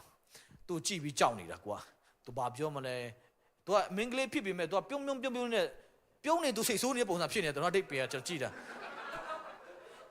သူတို့ကခေါင်းလဲအုပ်ထားတယ်မျက်နှာလဲအုပ်ထားတယ်ပေါ့နော်ဒါပေမဲ့ကိုပြုံးပြနေထင်တယ်ဒါပေမဲ့သူအဲ့ဒီချိန်မှာသားစိတ်ဆိုးနေတာမတည်ဘူးအဲ့နဲ့ကျွန်တော်မေးတော့အဲ့နဲ့ကျွန်တော်လက်ထောင်တယ်9ရက်ပေါ့အဲ့နဲ့အော်ဟုတ်ပြီအဲ့နဲ့သူထပ်ပြောတယ်ကျွန်တော်နားမလဲတော့သူပြောတဲ့စကားအဲ့နဲ့ကျွန်တော်အဲ့မှာပါလာတဲ့အမတို့ခေါ်ပြီးတော့သူတို့နဲ့စကားပြောခိုင်းတယ်ပြောခိုင်းတော့ပါလာလောက်တာလဲဆိုတော့အဲ့ဒီအမပြောလိုက်တယ်တချင်းလာဆိုတာတဲ့ပြီးရောဘာကြောင့်လဲဆိုတော့သူတို့ကစူသင်းနဲ့မီလာတန်ဆီယာသူတို့ရှိုးရှိတယ်နော်တချင်းလာဆိုတာအဲကြောင့်သူတို့နဲ့ပါလာတဲ့လူကကျွန်တော်လည်းတချင်းလာဆိုတာပေါ့နော်အဲ့ဒီတချင်းသူလာတာပါဆိုတော့သူပြောပေးလိုက်တော့အဲ့ဒါဆိုရင်လည်းခွန်ပြုတ်ပေးတဲ့တလားဩမိုက်လိုက်တယ်လွယ်လိုက်တာနော်သူတို့ပြောလိုက်တော့လေကြားတော့ကတော့အရန်ကြောက်တာဒါပေမဲ့တွားလိုက်တဲ့ခါမှာဖျားလီစီလို့တဲ့ခါမှာတလန်းမိတလန်းရှောက်လန်းတဲ့ခါမှာဖျားကသူ့လူတွေကိုထားပေးထားတယ်ကိုကူညီပေးမဲ့လူတွေကိုထားပေးထားတယ်အဲကြောင့်ကျွန်တော်ကိုတချို့ကပြန်မေးတယ်မနေ့ကလည်းလူကမေးတယ်နင်တရားဟောရင်တဲ့ဘယ်နှယောက်ခေါ်သွားလဲတဲ့တယောက်တည်းသွားတယ်ပြောတော့မင်းသွားတတ်လားတဲ့အော်လွယ်လေးဒီလောက်လွယ်နေတာဟုတ်လို့အော်နေတာဖျားခိုင်းပြီဆိုရင်ဘယ်နေရာရောက်လေလုံခြုံမှုရှိတယ်အခက်ခဲတော့မရှိတာမို့ဒီအခက်ခဲကနေဖျားအတူပါရှိတယ်ဆိုတာကိုထင်ရှားတာဖြစ်တယ်ကျွန်တော်ပြောပြမယ်ဖျားပါတယ်ဆိုရင်လေရှင်နေတွင်ထဲမှာတာမအိပ်ပျော်နိုင်တဲ့ခွင့်ဖျားပေးတယ်နော်ဖျားမပါရှိဘူးဆိုရင်လေဟိုတယ်မှာနှက်ပြီးတော့အကွန်းနဲ့အိတ်နေဘာမှအိတ်မပြောကျွန်တော်တငယ်ချင်းတယောက်ကသူရွက်တန်ရုံဝင်ဖို့ဖြစ်တဲ့ခါမှာသူကကားမှုတယ်တဲ့ကျွန်တော်တို့ဘက်ကနေသူက2နိုင်3နိုင်တော့တွားရတာဟုတ်အဲ့အစောကြီးကျွန်တော်တို့ဟိုတယ်မှာအိတ်တယ်ဟိုတယ်ကအရန်အိတ်လို့ကောင်းတယ်အရန်လည်းဈေးကြီးတယ်ဒါပေမဲ့တညလုံးကျွန်တော်အိတ်မပြောဘူးနောက်ဆုံးတော့မတတ်နိုင်ဘူးတညလုံးဒူးထောက်ပြီးစုပဲတောင်းတယ်ကိုတော့အဲ့လောက်ကောင်းတဲ့ဟိုတယ်တော့ကျွန်တော်အိတ်ခုမရှိပါလားပေါ့ဒါပေမဲ့အိမ်မှာကျတော့ဘာအဲကွန်းမှလည်းမရှိဘူးနော်အင်္ဂလိပ်လိုပြောဆိုချစ်ပက်ပေါ်မှာအိတ်ရတယ်ဒါပေမဲ့အရန်အိတ်ပြောတယ်မနဲ့မိုးလင်းတာတောင်မတည်ဘူးခေါင်းရင်းကနီသားထူးတာနီသားပူတာမှပြန်နိုးသွားတဲ့ဖွေ့ဖြစ်တယ်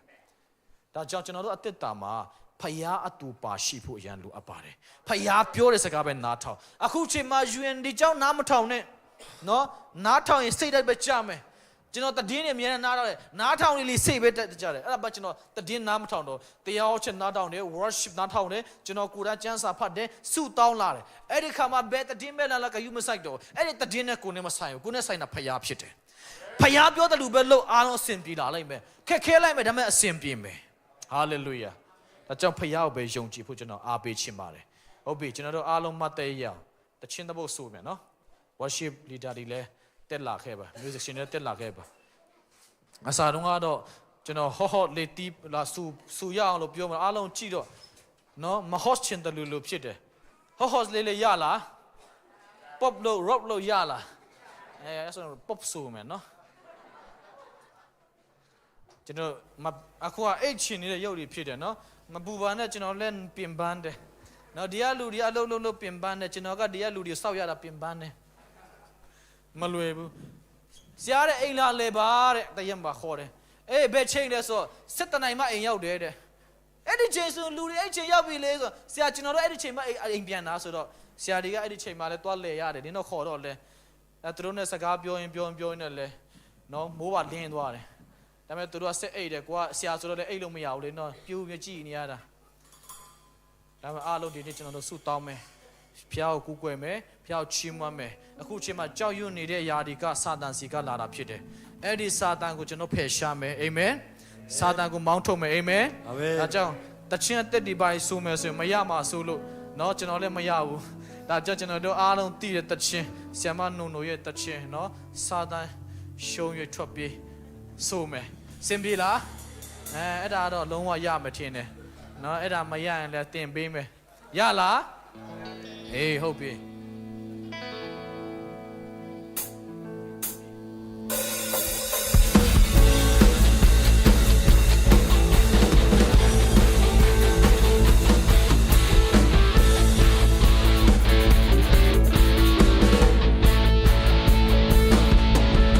谁是ရှုရှင်ဒီကျွန်တော်လိုက်ချီလေ action နဲ့တော့ကြည့်မယ်နော်လင်းစေပြီး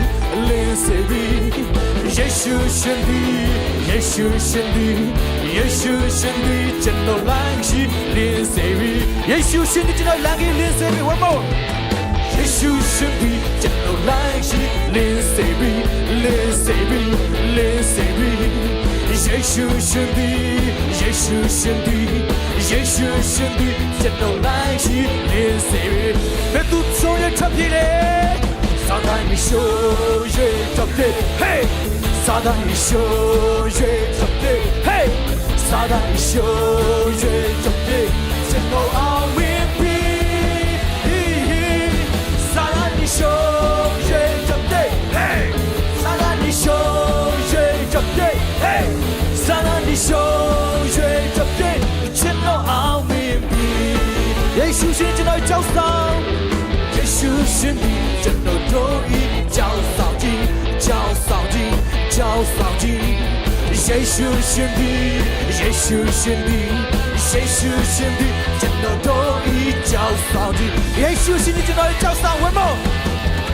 耶稣是你，真的同意叫扫净，那你看那不耶稣是你，嘿，耶稣是你。耶稣是你，真的同意叫扫地，撒旦你手越特别，撒旦你手越特别，嘿，撒旦你手越特别，嘿，撒旦你手越特别，真的奥秘比，撒旦你手越特别，嘿，撒旦你手越特别，嘿，撒旦你手越特别。Let go to the tower of your Google. Let go to the tower of your Let go to the hey, let go to the tower of your 사단이 쇼에 접대, 사단이 쇼에 접대, hey, 사단이 쇼. 사단이 쇼에 접대. You know I will be 사단이 쇼에 접대, hey, 사단이 쇼에 접대, hey, 사단이 쇼에 접대. You know I will. 나의 손에 더럽게 구해라. 나의 손에 더럽게 지원도. 나의 손에 hey, 나의 손에 God is calling down of your chimwana. God is calling down of your chimwana. God is calling, hey, God is calling, hey, God is calling down of your chimwana. 사단이 쇼에 접대, 사단이 쇼에 접대, 사단이 쇼에 접대, 사단이 쇼에 접대. You know I will be 사단이 쇼에 접대, hey, 사단이 쇼에 접대, hey, 사단이 쇼에 접대. You know I'll be, you know I'll be, you know I'll be, you know I'll be, you know I'll be. Hallelujah.